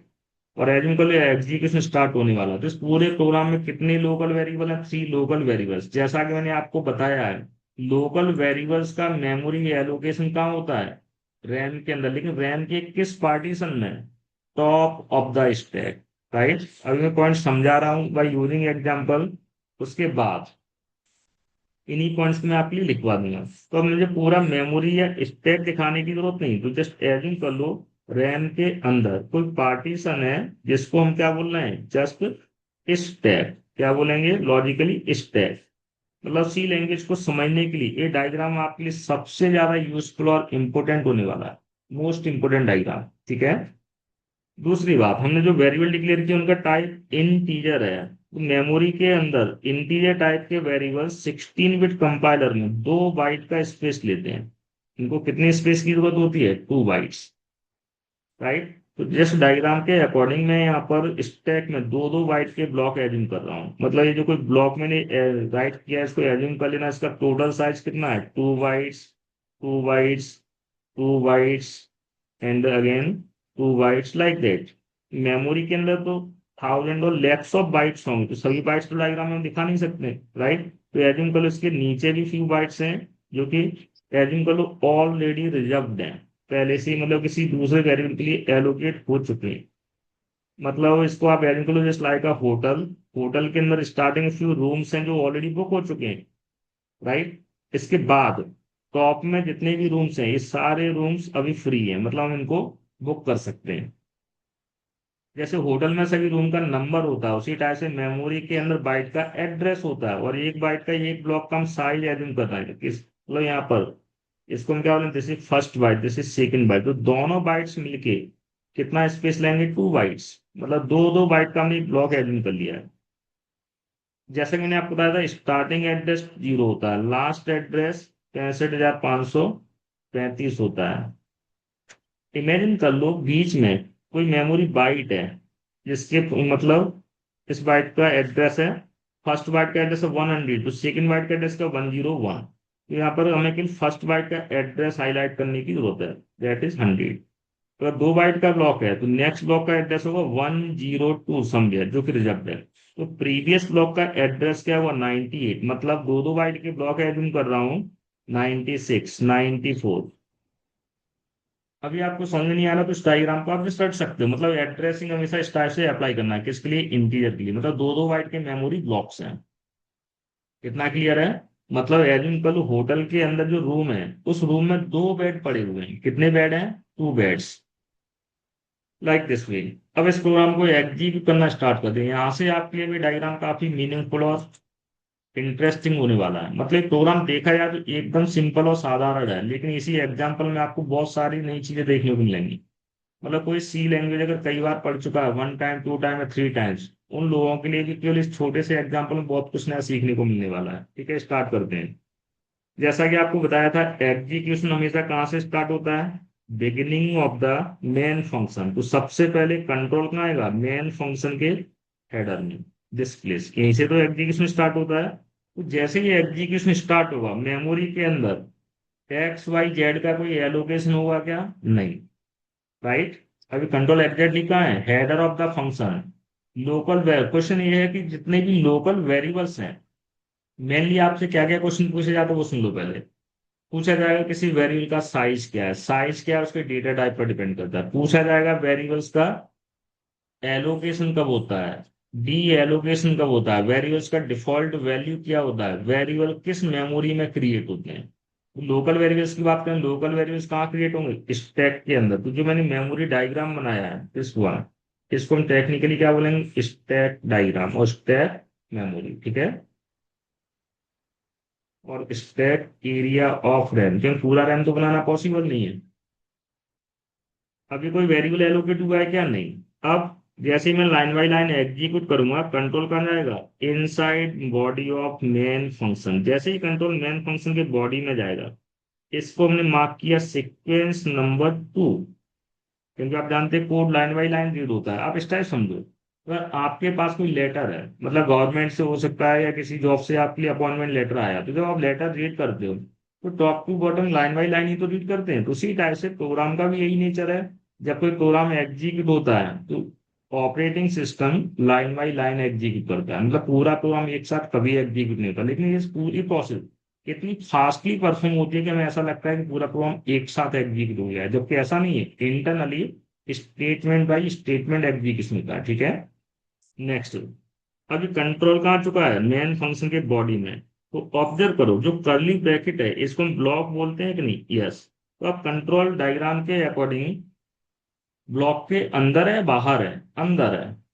First question, interviewer का फर्स्ट क्वेश्चन होता है, whenever memory is allocated to the local variables. Program के अंदर, ब्लॉक के अंदर जितने भी लोकल वेरिएबल्स हैं, उन लोकल वेरिएबल्स का मेमोरी एलोकेशन कब होता है। ध्यान रखना, सभी लोकल वेरिएबल्स का एलोकेशन होता है जैसे ही एग्जीक्यूशन कंट्रोल किसी ब्लॉक के अंदर आता है।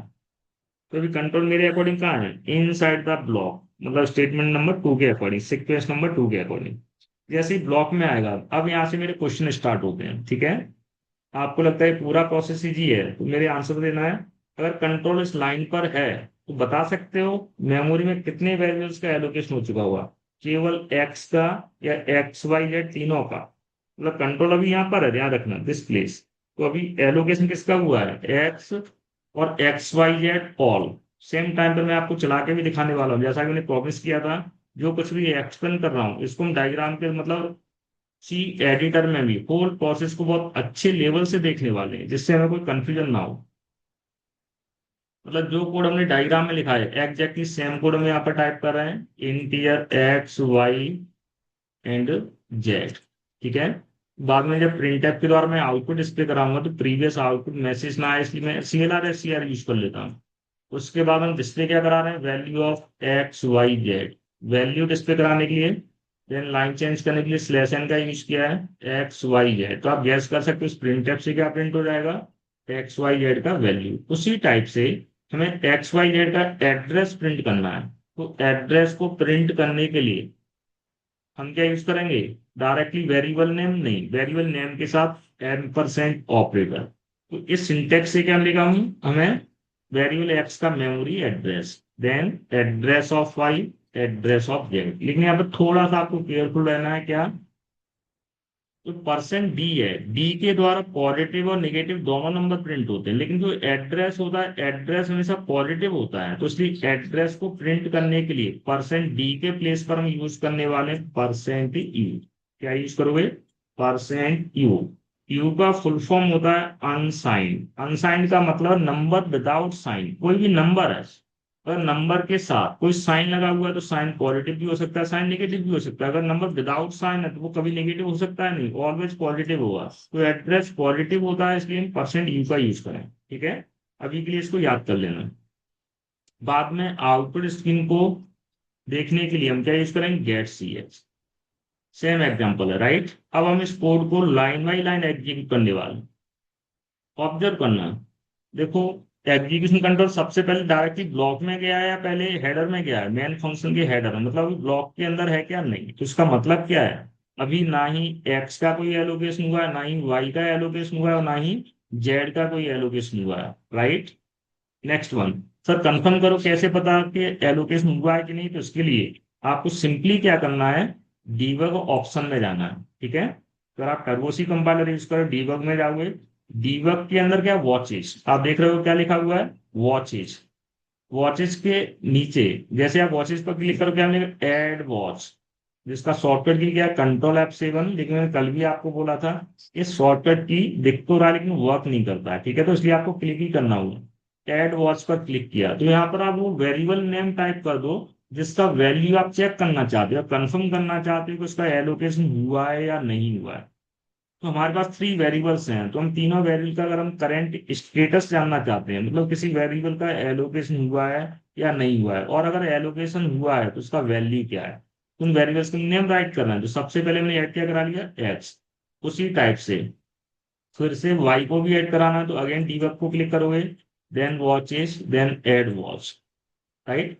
फिर से वाई टाइप करें। दूसरा तरीका मैंने आपको बताया था, किसी मेन्यू में एंटर होना है तो जो फर्स्ट लेटर है, अल्ट के साथ उस लेटर को प्रेस करो, आपको माउस को हाथ लगाने की जरूरत नहीं पड़ेगी। जैसे माउस मैंने साइड में रख दिया, मैं प्रेस कर रहा हूँ, डीबग में जाना तो डीबग का first letter D red colour में दिख रहा है कि नहीं? यस। तो अल्ट के साथ डी प्रेस किया हमने। अब हमें वॉचेज में जाना है, तो अभी तो आपको वॉचेज भले ही डायरेक्टली दिख रहा है लेकिन इनिशियली आपको कुछ ऐसा दिखेगा। कर्सर मैंने साइड में रख दिया, देख सकते हैं। अब हमें वॉचेज में जाना, तो चेक करो वॉचेज का फर्स्ट लेटर रेड कलर है कि नहीं? यस। क्या है? डब्ल्यू। तो आपको डब्ल्यू प्रेस करना है, अब अल्ट के साथ नहीं, ओनली डब्ल्यू। डब्ल्यू प्रेस किया, सब मेन्यू आ गया कि नहीं? यस। उसी टाइप से हमें एड वॉच में जाना है, तो बताओ कौन सा की प्रेस करेंगे? एड वॉच का कौन सा कैरेक्टर आपको रेड कलर में दिख रहा है? ए। तो आपको केवल ए प्रेस करना है। ए प्रेस करो तो आप वॉच एक्सप्रेस में आ जाओ। वॉच एक्सप्रेस में हमें ऐड क्या कराना? Variable y, right. Then simply आपको ओके पर क्लिक करना है, या सिंपली एंटर की प्रेस कर दो। एंटर की प्रेस करो तो वाई भी ऐड हो गया। आप देख सकते हो वॉच एक्सप्रेशन के अंदर ये वॉच विंडो है, जहां पर एक्स और वाई दोनों दिख रहे हैं। Same as alt D W A Z. ठीक, एंटर की। तीनों वेरिएबल आपको वॉच एक्सप्रेस में दिख रहा है कि नहीं? यस। लेकिन तीनों के साथ मैसेज रीड करो, क्या लिखा है? Undefined symbol x, undefined symbol y, undefined symbol z. मतलब अभी तक एक्स वाई या जेड के लिए कोई भी मेमोरी एलोकेट नहीं हुआ है। और सही भी है, क्योंकि मैंने आपको बताया है, क्योंकि अभी कंट्रोल फंक्शन या ब्लॉक के अंदर है, बाहर है? बाहर है। लोकल वेरिएबल्स का एलोकेशन कब होता है? जब एग्जीक्यूशन कंट्रोल उस ब्लॉक के अंदर आएगा। कल भी हमने एग्जांपल दिया था, सेम एग्जांपल फिर से रिपीट कर रहे हैं। जैसे आप किसी भी कॉलेज में एडमिशन लेते हो, तो क्लासरूम में बैठने के लिए आपके लिए चेयर का रिजर्वेशन होता है कि नहीं होता है? चेयर एलोकेट होती है। जब तक आपको कुर्सी नहीं मिलेगी, चेयर नहीं मिलेगी, बेंच नहीं मिलेगी, आप बैठ पाओगे क्या? नहीं। तो आपके लिए रियल में वो बेंच या चेयर असाइन कब होता है? जब एडमिशन लेते हैं, जब हम क्लासरूम के अंदर जाते हैं, जब क्लासरूम के अंदर जाते हैं। उसी टाइप से ब्लॉक को एज्यूम कर लो, जस्ट लाइक योर क्लासरूम। जैसे ही आप ब्लॉक के अंदर आओगे, देन वेरिएबल्स का एलोकेशन होगा, राइट। हाउ इंपॉर्टेंट क्वेश्चन है यहाँ पर, सभी को कमेंट करके बताना है। ठीक है, मैं थोड़ी देर के लिए वॉच एक्सप्रेशन आपके लिए हाइड कर रहा हूँ। कहीं पर भी खाली जगह क्लिक कर दो, वॉच एक्सप्रेशन चला जाएगा। सर वापस कैसे लाएंगे? F5 को प्रेस करके। अगर ये वॉच एक्सप्रेशन चला जाता, आपको F5 की प्रेस करना है। चेक, F5 प्रेस करने पर आ रहा है कि नहीं? यस। जस्ट हम टॉगलिंग कर सकते हैं, हाइड और शो। अभी भी कंट्रोल का है बाहर, अब एक और क्वेश्चन सर, हम लाइन बाई लाइन कैसे एग्जीक्यूट करते हैं? मैंने पहले ही बताया था, फिर से रिपीट कर रहा हूँ। प्रोग्राम को लाइन बाई लाइन एग्जीक्यूट करने के लिए, डिबगिंग मोड में एग्जीक्यूट करने के लिए हम शॉर्टकट की का यूज करते हैं F7। कौन सा? F7। तो मैंने F7 प्रेस किया, ऑब्जर्व इट। डायग्राम में भी तो मैं आपको एग्जीक्यूशन इसी टाइप से दिखा रहा था, लाइन बाई लाइन, राइट? ये जो आपको प्रोसेस दिखा रहा हूँ मेरे ही क्लास में देखने को मिलेगा जनरली। तो अदर ट्यूटर्स होते हैं वो कभी भी स्टार से लाइन बाई लाइन आपको दिखाना नहीं जानते, बहुत कम केसेस में देखने को मिलता है, ठीक है? यहाँ पर जो भी सिस्टम में अंदर परफॉर्म हो रहा है उस हर एक मूवमेंट को हम कैप्चर कर सकते हैं इन दिस केस। अब मेरा क्वेश्चन ये है, आप लोग कमेंट करके बताएं, अगर कंट्रोल इस लाइन पर आ चुका है, कौन से स्टेटमेंट पर है? First statement. इस लाइन का हमने बताया था, मतलब जहां पर ग्रीन पट्टी आपको दिख रही है वो करेंट स्टेटमेंट है, करेंट एक्टिव स्टेटमेंट। इसका मतलब ये नहीं है कि एग्जीक्यूट हो चुका है, ध्यान रखना, अभी एग्जीक्यूट हुआ नहीं है। इसका मतलब ये है कि स्टेटमेंट एग्जीक्यूट होने वाला है। तो मेरा क्वेश्चन ये है कि कंट्रोल, लेकिन ये बात है, कंट्रोल ब्लॉक के अंदर आ गया कि नहीं आ गया? ब्लॉक के अंदर है। तो मैंने आपको बताया सभी लोकल वेरिएबल्स का एलोकेशन कब होता है? जब एग्जीक्यूशन कंट्रोल ब्लॉक के अंदर आएगा। दूसरी बात, सभी लोकल वेरिएबल्स किस मेमोरी में क्रिएट होते हैं? स्टैक के अंदर। और स्टैक में एलोकेशन कैसे होता है? नीचे से ऊपर की तरफ।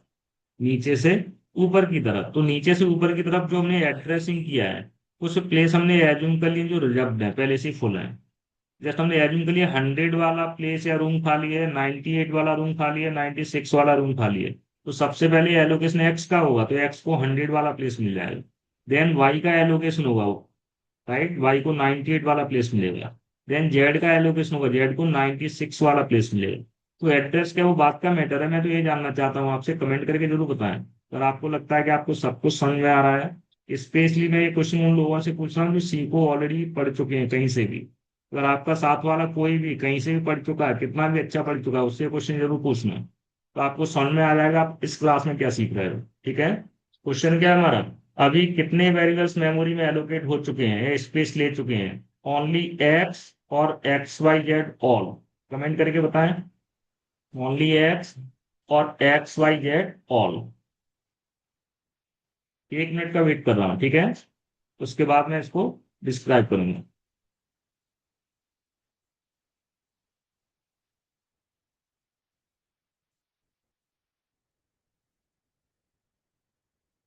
कमेंट करें, जो हमने भी प्रोग्राम आपके लिए राइट किया है, इस प्रोग्राम के अंदर केवल एक्स का एलोकेशन हुआ है अभी, या एक्स वाई जेड तीनों का एलोकेशन हो चुका हुआ, जैसा कि आप डायग्राम में देख भी रहे हो, स्टैक बना के दिखाया है। कमेंट तो करो यार, सही होगा गलत होगा बात का मैटर है, मैं सिखाने के लिए बैठा हूं ना।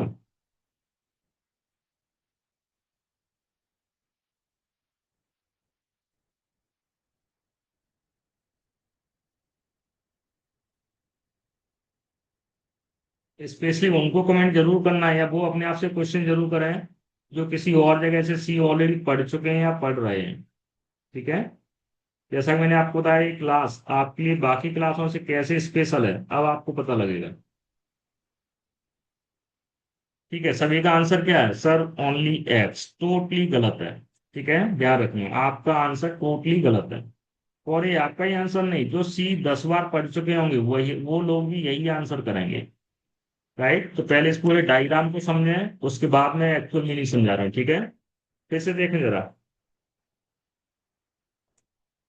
एक बार मेरे सभी पॉइंट अगेन आप ठीक से सुन लीजिए। लोकल वेरिएबल्स का डिक्लेरेशन कहाँ होता है? Just top of the block. दूसरी बात, लोकल वेरिएबल्स का एलोकेशन कब होता है? जब कंट्रोल किसी ब्लॉक के अंदर एंटर होता है, राइट? मतलब उस लाइन पर पहुंचा या नहीं पहुंचा डजेंट मैटर, अगर कंट्रोल ब्लॉक में एंटर हो चुका है तो इसका मतलब ये है कि जितने भी लोकल वेरिएबल उस ब्लॉक में क्रिएट किए गए हैं सभी वेरिएबल्स का एलोकेशन एक साथ होता है, न कि वन बाई वन। कहाँ पर होता है? स्टैक के टॉप में। और स्टैक में हमने आपको बताया था नीचे से ऊपर की तरफ। तो नीचे से ऊपर की तरफ पहला खाली वाला स्थान कौन सा है? 100। उसके बाद कौन सा है? 98। तो जो सबसे पहले वेरिएबल आएगा उसका एलोकेशन सबसे पहले होगा। स्टैक में ऑर्डर फॉलो होता है, ठीक है? तो जैसा कि मैंने आपको बोला, अगर कंट्रोल जैसे ही ब्लॉक के अंदर एंटर हुआ, मतलब ये एग्जीक्यूशन कंट्रोल एग्जैक्टली इस लाइन ऑफ कोड के पास है, दिस वन। जिसको मैं मार्क कर रहा हूँ सीक्वेंस नंबर 2।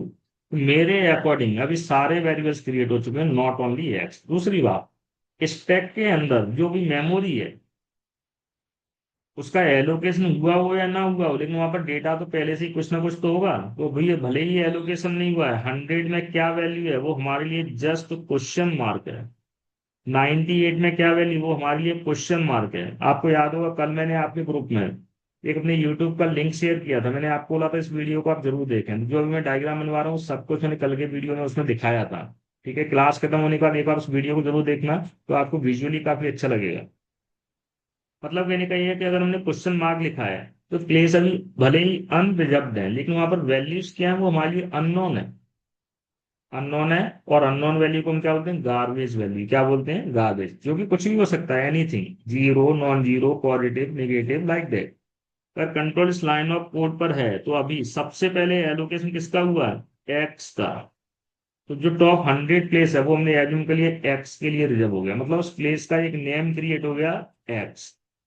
उसी टाइप से नेक्स्ट डिक्लेरेशन ऑर्डर में नेक्स्ट वेरिएबल कौन है, वाई। तो वाई का भी एलोकेशन हो चुका होगा, भले ही हम वाई के पास अभी नहीं पहुंचे हैं, लेकिन वाई का एलोकेशन हो चुका है। कहां पर, 100 ऑलरेडी रिजर्व्ड है। तो जो नेक्स्ट वेरिएबल होगा वो नीचे से ऊपर की तरफ, मतलब एक्स के ऊपर, और एक्स के ऊपर नेक्स्ट एम्प्टी प्लेस कौन सा, 98। तो 98 वाला प्लेस किसके लिए रिजर्व हो चुका है, वाई के नाम से, राइट। और वाई के बाद एक और वेरिएबल डिक्लेरेशन है, क्या, जेड। कहने का मतलब है कि एक्स का एलोकेशन, देन वाई, और देन जेड। जेड भी एलोकेट हो चुका है, ठीक है। अगर डायग्राम के अकॉर्डिंग एक्स का एड्रेस 100 है तो 100% वाई का एड्रेस 98 आएगा, जेड का एड्रेस 96 आएगा, राइट। लेकिन रियल में एक्स का एड्रेस 100 होगा, ये हमारे लिए प्रिडिक्ट करना पॉसिबल ही नहीं है। रियल एड्रेस क्या होगा वो तो नहीं पता, लेकिन रिलेशन यही होगा, जो एक्स का एड्रेस होगा वाई का एड्रेस उससे दो कम होगा, जेड का एड्रेस वाई से दो कम होगा। मान लो फॉर एग्जाम्पल एक्स का एड्रेस 100 ना हो गया, एक्स का एड्रेस है 65,524, जस्ट एज्यूम। तो गैस कर सकते हो वाई का एड्रेस क्या रहेगा, 24 से दो कम कितना होता है, 65,522। तो हम गैस कर सकते हैं वाई का एड्रेस क्या आएगा, 65,522। जेड का एड्रेस है, एज्यूम कर सकते हैं कि नहीं, यस। अगर रियल में इसका से एड्रेसिंग हो रहा है तो जेड का एड्रेस क्या रहा होगा इस सिनेरियो में, 65,520। ठीक है। तो जरूरी नहीं कि एड्रेस 100 ही आएगा, वो तो हमने एज्यूम किया है, एड्रेस कुछ ही हो सकते हैं, लेकिन रिलेशन यही होगा, डिक्रीजिंग ऑर्डर में, टू के डिफरेंस में। कहने का मतलब क्या है, अभी केवल एक्स अकेला एलोकेट नहीं हुआ है, एक्स वाई जेड तीनों वेरिएबल्स क्रिएट हो चुके हैं। दूसरी बात, मैंने आपको बोला था अगर ग्रीन पट्टी इस फर्स्ट स्टेटमेंट को बिलोंग कर रहा है तो इसका मतलब ये नहीं है कि एग्जीक्यूट हो चुका है, इसका मतलब ये है कि एग्जीक्यूट होने वाला है। तो अभी तक अगर एग्जीक्यूट नहीं हुआ है तो एक्स का इनिशियल वैल्यू क्या देखने को मिलेगा आपको, गार्बेज। वाई का इनिशियल वैल्यू क्या मिलेगा, गार्बेज। जेड का इनिशियल वैल्यू क्या मिलेगा, गार्बेज। सर प्रूव करो, प्रूव करके दिखाते हैं, ठीक है। Test it. एक बार फिर से मैं लाइन बाई लाइन दिखा रहा हूं आपको अगेन। F7 और F5 टेस्टेड। पहले हमने F7 प्रेस किया, ठीक है। तो F7 से कंट्रोल कहाँ है, मेन के हेडर में। अभी एक्स वाई जेड तीनों के लिए क्या शो हो रहा है, undefined symbol x, undefined symbol y, undefined symbol z. जैसे ही मैं F7 प्रेस करूं कंट्रोल केवल एक्स के पास जा रहा है, ऑब्जर्व इट, ठीक से देखें। कंट्रोल अभी केवल एक्स के पास है, लेकिन वॉच एक्सप्रेशन को ठीक से देखो। वॉच एक्सप्रेशन में एक्स के लिए अनडिफाइंड सिंबल आ रहा है क्या, नहीं। वाई के लिए अनडिफाइंड सिंबल लिख के आ रहा है क्या, नहीं। जेड के लिए अनडिफाइंड सिंबल लिख कर आ रहा है क्या, नहीं। तो इससे प्रूफ क्या होता है, एक्स वाई जेड तीनों का एलोकेशन हो चुका है। लेकिन एक्स में क्या नंबर आने वाला था, वाई में क्या नंबर आने वाला था, जेड में क्या नंबर आने वाला था, ये हमारे लिए पहले से ही प्रिडिक्ट करना पॉसिबल था क्या, नहीं। तो इसीलिए हमने उनको क्वेश्चन मार्क लिखा था, मतलब अननोन फॉर अस, जो वैल्यू हमारे लिए प्रिडिक्ट करना पॉसिबल नहीं है, उन वैल्यूज को ही हम क्या बोलते हैं, जस्ट गार्बेज वैल्यू। अब आप बोलोगे सर एक्स में भी 10 असाइन क्यों नहीं हुआ, चलो वाई और जेड में असाइनमेंट नहीं हुआ वो तो ठीक है, एक्स में 10 असाइन क्यों नहीं हुआ है। तो मैं एक बार फिर से रिपीट कर रहा हूँ, पॉइंट को हमेशा केयरफुली अच्छे से सुने। मैंने क्या बोला है, जहां पर ग्रीन पट्टी आपको दिख रही है जो करेंटली स्टेटमेंट एग्जीक्यूशन के लिए सिलेक्ट किया गया है, इसका मतलब ये है कि वो अभी एग्जीक्यूट हुआ नहीं है, एग्जीक्यूट होने वाला है, राइट। तो इसको एग्जीक्यूट करने के लिए एक बार फिर से आपको F7 प्रेस करना पड़ेगा। मैंने प्रेस किया F7। तो पहले हम अपने डायग्राम को फिनिश करें, फिर इस प्रोसेस को देखें तो आपको ज्यादा मजा आएगा, ठीक है। तो पहले हम वापस डायग्राम में आ गए, ठीक है। पूरा डायग्राम कंप्लीटली फिनिश कर लेते हैं। Again observe it. जैसा कि मैंने आपको बोला, अगर कंट्रोल इस लाइन पर आ चुका है तो एक्स वाई जेड तीनों का एलोकेशन हुआ है, न कि केवल एक्स का। लेकिन इनिशियली इन तीनों वेरिएबल्स के डिफॉल्ट वैल्यूज क्या है? गार्बेज, अननोन, न कि 10 20 30। अब जैसे ये करेंट स्टेटमेंट एग्जीक्यूट होगा, तो इसका मतलब क्या है? एलोकेशन तो ऑलरेडी हो चुका है, लेकिन अभी तक ये जो असाइनमेंट ऑपरेटर है इक्वल, ये ऑपरेटर एग्जीक्यूट नहीं हुआ है। और इसका काम क्या रहता है?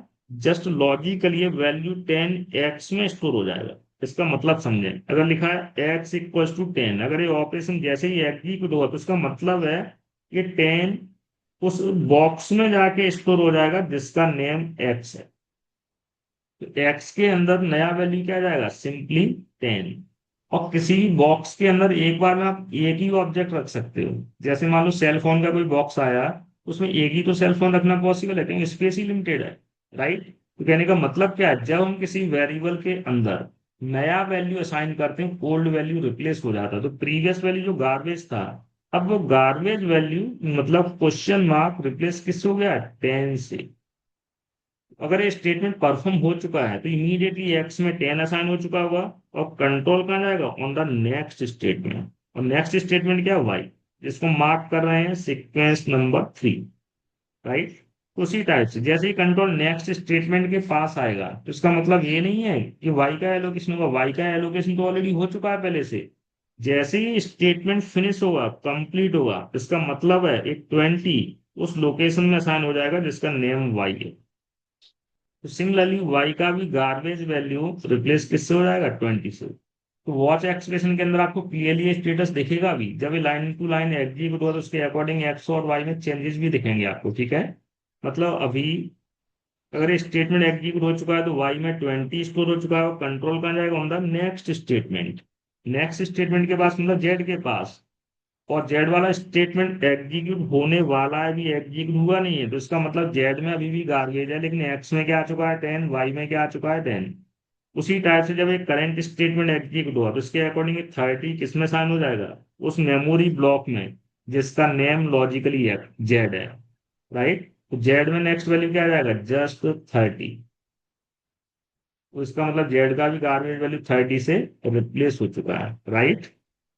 लेकिन आउटपुट डिवाइस मॉनिटर के अंदर अभी कुछ भी डिस्प्ले हुआ है क्या? नहीं। प्लस अगर ये स्टेटमेंट एग्जीक्यूट हो चुका है तो कंट्रोल कहाँ जाएगा? On the next statement which is print F. तो प्रिंट एफ के अंदर एक्स के प्लेस पर क्या रिप्लेस होगा? एक्स का करंट वैल्यू। तो डायग्राम में देखें, जिस बॉक्स को हमने एक्स नाम से मार्क किया है, उस मेमोरी ब्लॉक का करंट वैल्यू 10 है। मतलब जहां हम वेरिएबल नेम यूज करते हैं, अभी लिखवाया था आपको नीचे ही, राइट। टेस्ट कर सकते हो, मैंने आपको ऑलरेडी लिखवाया है। कहीं पर भी अगर वेरिएबल का नेम लिखा है तो वेरिएबल नेम के प्लेस पर वेरिएबल का एड्रेस आता है, वैल्यू आता है, वैल्यू। प्रिंटफ में जहाँ एक्स लिखा है वहां पर एक्स का वैल्यू आ जाएगा 10। जहां पर वाई लिखा है उस प्लेस पर क्या आ जाएगा? वाई का वैल्यू 20। यहाँ पर जेड लिखा है उस प्लेस पर आ जाएगा जेड का वैल्यू 30। प्रिंट ऐप के अंदर मतलब प्रिंट ऐप को मैंने क्या बोला था? व्हीकल। और इस व्हीकल का काम क्या है? कोई भी डेटा या रिजल्ट आपके प्रोग्राम से मॉनिटर तक लेकर जाना। मतलब मैसेज कहाँ भेजेगा ये व्हीकल? मॉनिटर विंडो पर। मॉनिटर पर जहां पर कर्सर है, फर्स्ट लाइन, वहां पर क्या डिस्प्ले हो जाएगा? 10, देन 20 और देन 30। और प्रिंटफ के एंड में हमने प्रोग्राम के अंदर स्लैश एन यूज किया तो कर्सर कहाँ चला जाएगा? On the next line. इतना पार्ट क्लियर है, राइट। उसके बाद जैसे स्टेटमेंट परफॉर्म हुआ, 10 20 30 प्रिंट हो चुका हुआ, कंट्रोल कहाँ जाएगा? On the next statement sequence number 6। Sequence number 6 में अब हमने एक्स दिखाया, एड्रेस ऑफ एक्स M% के साथ। मैंने आपको बताया था वेरिएबल नेम के साथ अगर आपने सिंबल या ऑपरेटर यूज किया तो वेरिएबल का वैल्यू नहीं आएगा, उसका एड्रेस आएगा।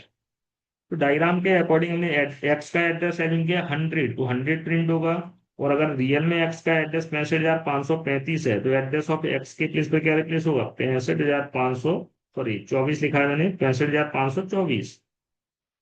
एड्रेस ऑफ वाई इस प्लेस पर क्या आएगा?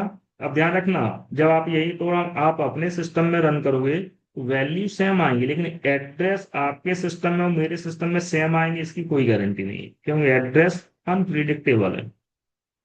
एड्रेस ऑफ वाई के प्लेस पर क्या आएगा, हाँ वन थिंग श्योर है, अगर एक्स का एड्रेस 100 है तो वाई का एड्रेस 98 आएगा, और अगर एक्स का एड्रेस 65,524 है तो वाई का एड्रेस 65,522 आएगा, no doubt, right. Similarly address of z के प्लेस पर क्या जाएगा, 65,520। और प्रिंटफ क्या, व्हीकल, और ये व्हीकल इस मैसेज को कहाँ जाके छोड़ेगा, इंदौर सिटी में, इंदौर मतलब मॉनिटर। दिस टाइम मॉनिटर पर क्या डिस्प्ले हो चुका हुआ, 65,524, 65,522, 65,520। ठीक है, मैंने डिजिट्स को शॉर्ट फॉर्म में लिख दिया like that.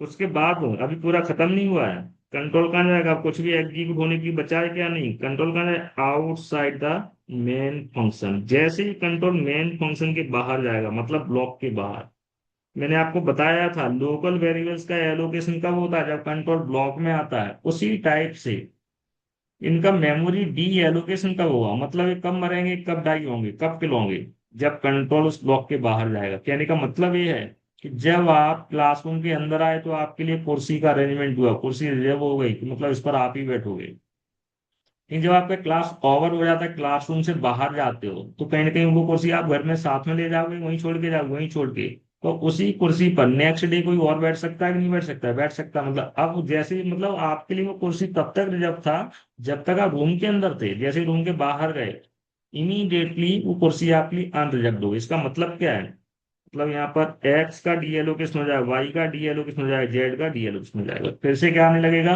Undefined symbol x, undefined symbol y, undefined symbol Z.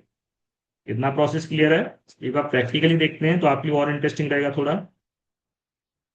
जैसा कि मैंने आपको बताया था, स्टेटमेंट अभी एग्जीक्यूट हुआ नहीं, एग्जीक्यूट होने वाला, तो एज ऑफ नाउ एक्स का वैल्यू क्या आ रहा है, गार्बेज। जैसे ही करंट स्टेटमेंट एग्जीक्यूट हुआ, मैं F7 प्रेस कर रहा हूँ, टेस्ट स्टेट, केवल एक्स में 10 आ चुका है, लेकिन वाई जेड अभी भी गार्बेज शो कर रहा है। दूसरी बात, भले ही कंट्रोल जेड के पास नहीं गया, फिर भी जेड अनडिफाइंड सिंबल शो कर रहा है, रिजर्व्ड है, बट विद गार्बेज वैल्यू। तो इससे ये क्लियर हो जाना चाहिए कि सभी वेरिएबल एक साथ क्रिएट होते हैं, न कि वन बाई वन। और ये बात 99% स्टूडेंट और फैकल्टियों को नहीं पता होता है। ठीक है, आप किसी से भी क्वेश्चन पूछोगे, वो यही आंसर करेगा कि अभी केवल एक्स का एलोकेशन हुआ है, लेकिन जबकि मैंने आपको प्रैक्टिकली दिखाया केवल एक्स एलोकेट हुआ है, सभी वेरिएबल। इस क्लास की यही खासियत आपको मिलेगी, मैं छोटे से छोटे प्रोग्राम में आपको ऐसे सॉल्यूशन देने वाला हूँ जो आपके लिए काफी अमेजिंग होने वाले हैं। ठीक है, next one, current statement execute हुआ, इस लाइन को फोकस करें, green line, current active line. जैसे ही स्टेटमेंट एग्जीक्यूट हो, वाई में क्या साइन हो जाएगा, 20, कंट्रोल कहाँ जाएगा, जेड के पास, चेक इट, एक्स 10 है और वाई क्या, अभी वाई का वैल्यू क्या करंट, जस्ट 20, लेकिन जेड अभी भी गार्बेज है कि नहीं, यस सर, राइट। उसी टाइप से जेड में 30 साइन हो, जब आप देख सकते हो वॉच एक्सप्रेशन आपके लिए बिगिनर लेवल पर काफी हेल्पफुल है, हमेशा आप इसका यूज किया करो, जिससे आपको पता लगता है वेरिएबल का करंट स्टेटस, मतलब किसी वेरिएबल का करंट वैल्यू क्या है, राइट। नेक्स्ट वन, अब CLR SCR, आप खुद सोचें, CLR SCR एग्जीक्यूट हो चुका है या एग्जीक्यूट होने वाला है। मैंने आपको यही बोला, जहां पर ग्रीन लाइन होता है वो करंट एक्टिव स्टेटमेंट होता है, इसका मतलब ये है कि एग्जीक्यूट हुआ नहीं, होने वाला है, मतलब CLR SCR अभी तक नहीं चला है, तो इसका मतलब क्या है, अभी तक झाड़ू पोंछा वाला काम नहीं हुआ है, मतलब स्क्रीन को क्लियर नहीं किया गया है। हो सकता है पहले से कोई मैसेज आ रहा हो, चेक करना है बीच में। एक और बात, कभी भी आपको आउटपुट मैन्युअली कंफर्म करना है, आप सिंपली क्या करोगे, विंडोज में जाओ, विंडोज के अंदर यूजर स्क्रीन, शॉर्टकट की क्या, Alt F5, या तो Alt F5 प्रेस करो या फिर यूजर स्क्रीन को क्लियर करो। तो हमारे लिए आउटपुट एट एनी टाइम कभी भी देखना पॉसिबल है कि नहीं है। तो ये आउटपुट हमने अभी डिस्प्ले कराया था, प्रीवियस एग्जाम्पल का आउटपुट है, प्रीवियस एग्जाम्पल का आउटपुट है, जो कि अभी तक क्लियर हुआ है क्या, नहीं। जैसे ही CLR SCR चलेगा, मैंने F7 प्रेस किया, तो इसका मतलब क्या है, CLR SCR एग्जीक्यूट हो चुका है, कंट्रोल प्रिंट एफ के पास गया, तो प्रिंट एफ अभी एग्जीक्यूट नहीं हुआ, लेकिन ऑब्जर्व इट, स्क्रीन क्लियर हो चुका हो, कुछ भी प्रिंट हो रहा है क्या, नथिंग, राइट। मतलब झाड़ू पोंछा का काम हो गया। अब जब ये करंट प्रिंट एफ एग्जीक्यूट हो, इससे क्या डिस्प्ले हो जाएगा, what ever current value of XYZ सामने दिख रहा है, 10, 20, 30 है, तो आप गैस कर सकते हैं मॉनिटर पर अभी तक क्या प्रिंट हो चुका हुआ, 10, 20, 30, टेस्टेड, Alt F5। आउटपुट आ रहा है कि नहीं आ रहा है, यस। मतलब इसलिए एडिटर आपके लिए काफी यूजफुल है। और इस लाइन लेवल से मैं आपको जो लाइन बाय लाइन करके दिखा रहा हूँ, दूसरे क्लास में आप बैठकर देखोगे आपको डायरेक्टली रन करके दिखा दिया जाएगा, बेसिक एग्जांपल समझा दिया जाएगा, लेकिन इस तरह से कोर लेवल से इतना घुस के कोई नहीं समझा सकता है। ठीक है। Next one, printf execute होगा, क्या प्रिंट होगा इससे? वैल्यू और एड्रेस देन गेट सी एच। अब गेट सी एच एग्जीक्यूट होने ही वाला है, तो अल्ट F5 प्रेस करने की क्या जरूरत है, राइट? मैं गेट सी एच को चांस दे रहा हूँ, F7 फिर से प्रेस किया तो आपको कहाँ ले जाएगा? यूजर स्क्रीन के अंदर टेस्ट एक्स वाई जेड के एड्रेस प्रिंट हो रहे हैं कि नहीं हो रहा है? एड्रेस प्रिंट हो रहा है। आप बोलो सर, आप तो बोले थे कि एड्रेस को प्रिडिक्ट करना पॉसिबल नहीं, लेकिन आपके डायग्राम के एड्रेस और आउटपुट में एग्जैक्टली मैच हो रहा है। जैसे हमने एडिंग किया, एक्स का एड्रेस 65,524 है, तो स्टैक प्रॉपर्टी के अकॉर्डिंग वाई का एड्रेस और जेड का एड्रेस सेम मैनर में है कि नहीं? यस। तो हमारे लिए इसलिए प्रिडिक्ट करना पॉसिबल है, पिछले 13 साल से पढ़ा रहा हूँ, मुझे पता है मेरे सिस्टम में इस सिचुएशन में क्या एड्रेस आने वाला है। ठीक है, ये कोई मैटर नहीं है, इसलिए मैंने आपको बोला जरूरी नहीं कि आपके सिस्टम में भी यही एड्रेस आए, डजेंट मैटर, लेकिन हाँ रिलेशन यही होगा, टू के डिफरेंस में होगा इंक्रीजिंग ऑर्डर और डिक्रीजिंग ऑर्डर। अगर आप टर्बो सी कंपाइलर यूज कर रहे हो तो decreasing order actually variables stack में क्रिएट हो रहे हैं, लोकल वेरिएबल्स। और स्टैक दो टाइप के होते हैं, अपवर्ड डाउनवर्ड। तो जो टर्बोसी कंपाइलर है अपवर्ड स्टैक को यूज करता है। अगर आप डेप C++ या कोई ऑनलाइन कंपाइलर यूज कर रहे हो तो वहां पर वो डाउनवर्ड स्टेप को यूज करता है, तो फिर वहां पर एड्रेस ऊपर से नीचे की तरफ एलोकेट होंगे, और ऊपर से नीचे की तरफ एलोकेट होंगे तो फिर एड्रेस इंक्रीजिंग ऑर्डर में आएंगे। इस बात का ध्यान रखना, निकल आके आप मुझसे झगड़ा करने लगो कि सर आपने तो गलत पढ़ा दिया। तो मैं जो अभी डायग्राम बना रहा हूँ टर्बो सी के अकॉर्डिंग है। ठीक है, डिफरेंट डिफरेंट कंपाइलर का नेचर एड्रेस के अकॉर्डिंग डिफरेंट डिफरेंट होता है। दूसरी बात, यहाँ पर हमने बोला कि इंटीजर का साइज 2 बाइट है, तो टर्बो सी कंपाइलर में 2 बाइट होता है। अगर आप डेप C++ कंपाइलर या ऑनलाइन ऑनलाइन कंपाइलर यूज करोगे तो वहाँ पर वो कंपाइलर 64 बिट की कैटेगरी में आते हैं, तो इसलिए वहां पर सॉरी इंटीजर का साइज 4 बाइट होगा। मतलब बाकी डेटा टाइप का साइज फिक्स होता है सी लैंग्वेज के अंदर, इंटीजर का साइज कंपाइलर डिपेंडेंट है। Dependent in the sense compiler to compiler integer का साइज डिफरेंट डिफरेंट हो सकता है। टर्बो सी में 2 बाइट्स, मतलब टर्बो सी 16 बिट कंपाइलर की कैटेगरी में आता है। जितने भी 64 बिट और 32 बिट कंपाइलर वहाँ इंटीजर का साइज 4 बाइट होता है। तो इसमें आपको इन्वॉल्व होने की जरूरत नहीं, सब कुछ हम आगे काफी डेप्थ में कवर करेंगे। ठीक है। देन ऑब्जर्व कंट्रोल बाहर आ गया, बाहर आया तो फिर से क्या सो रहा है? Undefined symbol x, undefined symbol y, undefined symbol z. कितना पार्ट क्लियर है सभी को? क्या बोलते हो? अब इसका मतलब ये नहीं कि वेरिएबल्स खत्म हुआ है, अभी तो केवल शुरुआत हुई है। ऐसे ही हमें आगे बहुत सारे एग्जाम्पल देखने को मिलने वाले, मतलब अभी केवल मैंने डेप्थ में समझा इसलिए थोड़ा टाइम टेकिंग हो गया। कल नेक्स्ट क्लास में वेरिएबल्स के बारे में बहुत कुछ नया सीखने वाले हैं। मतलब इस टाइप के बहुत सारे प्रॉपर्टी हैं। एक बार कमेंट करके कंफर्म कर दें जो भी मैंने अभी एक्सप्लेन किया है वो सब कुछ आपको ठीक से समझ में आ गया है क्या? हम सब कुछ आपकी सर्विस के लिए पढ़ा रहे हैं, कम से कम आपकी इतनी जिम्मेदारी तो बनती है कि आप कम से कम फीडबैक दे सको कि समझ में आया या नहीं आया, इतना ही तो पूछ रहा हूँ। तो नहीं आया तो मैं नेक्स्ट क्लास में और अच्छे लेवल से पढ़ाने के लिए ट्राई करूंगी। अब जो क्वेश्चन मैंने डिस्कस किया केवल आज एक छोटा सा ही प्रोग्राम बताया, कुछ स्पेशल नहीं था, लेकिन आप ये प्रोग्राम या इससे रिलेटेड जो क्वेश्चन मैंने आपसे पूछे वो क्वेश्चन उन लोगों से जरूर पूछना जो आपके फ्रेंड ने और कहीं और से पढ़ रहे हैं। ठीक है। श्याम आपको कम समझ में आया, कोई दिक्कत नहीं है, वीडियो में जैसे अभी थोड़ी देर बाद यूट्यूब पर अपलोड कर दूंगा, उसका लिंक आपको ग्रुप में भेज दूंगा, तो आप फिर से एक बार देखोगे। मतलब कोई भी चीज एक बार में क्लैरिटी नहीं आती है, ठीक है, तो आप फिर से देखो। हमारा इंटेंशन ये नहीं कि हमें एक बार में समझ में आया 2 बार में, इंटेंशन ये है कि हमें समझ में आया या नहीं, वो जरूरी है। अभी आप बिगनर्स हो, थोड़ा थोड़ा ये है क्योंकि बहुत सारी चीजें आप फर्स्ट टाइम सुनते हो इसलिए, लेकिन यही चीजें जब आप डेली देखोगे तो आपके लिए सब कुछ इजी हो जाएगा। मैंने भी तो कभी पहली बार पढ़ा होगा, तो मुझे भी कौन सा पहली बार में बहुत अच्छा समझ में आ गया होगा, मुझे भी तो पहली बार में कम ही समझ में आया होगा। ये सबके लिए नेचुरल है, उसमें कुछ स्पेशल नहीं है। ठीक है। ठीक है, नेक्स्ट क्लास में कंटिन्यू करते हैं।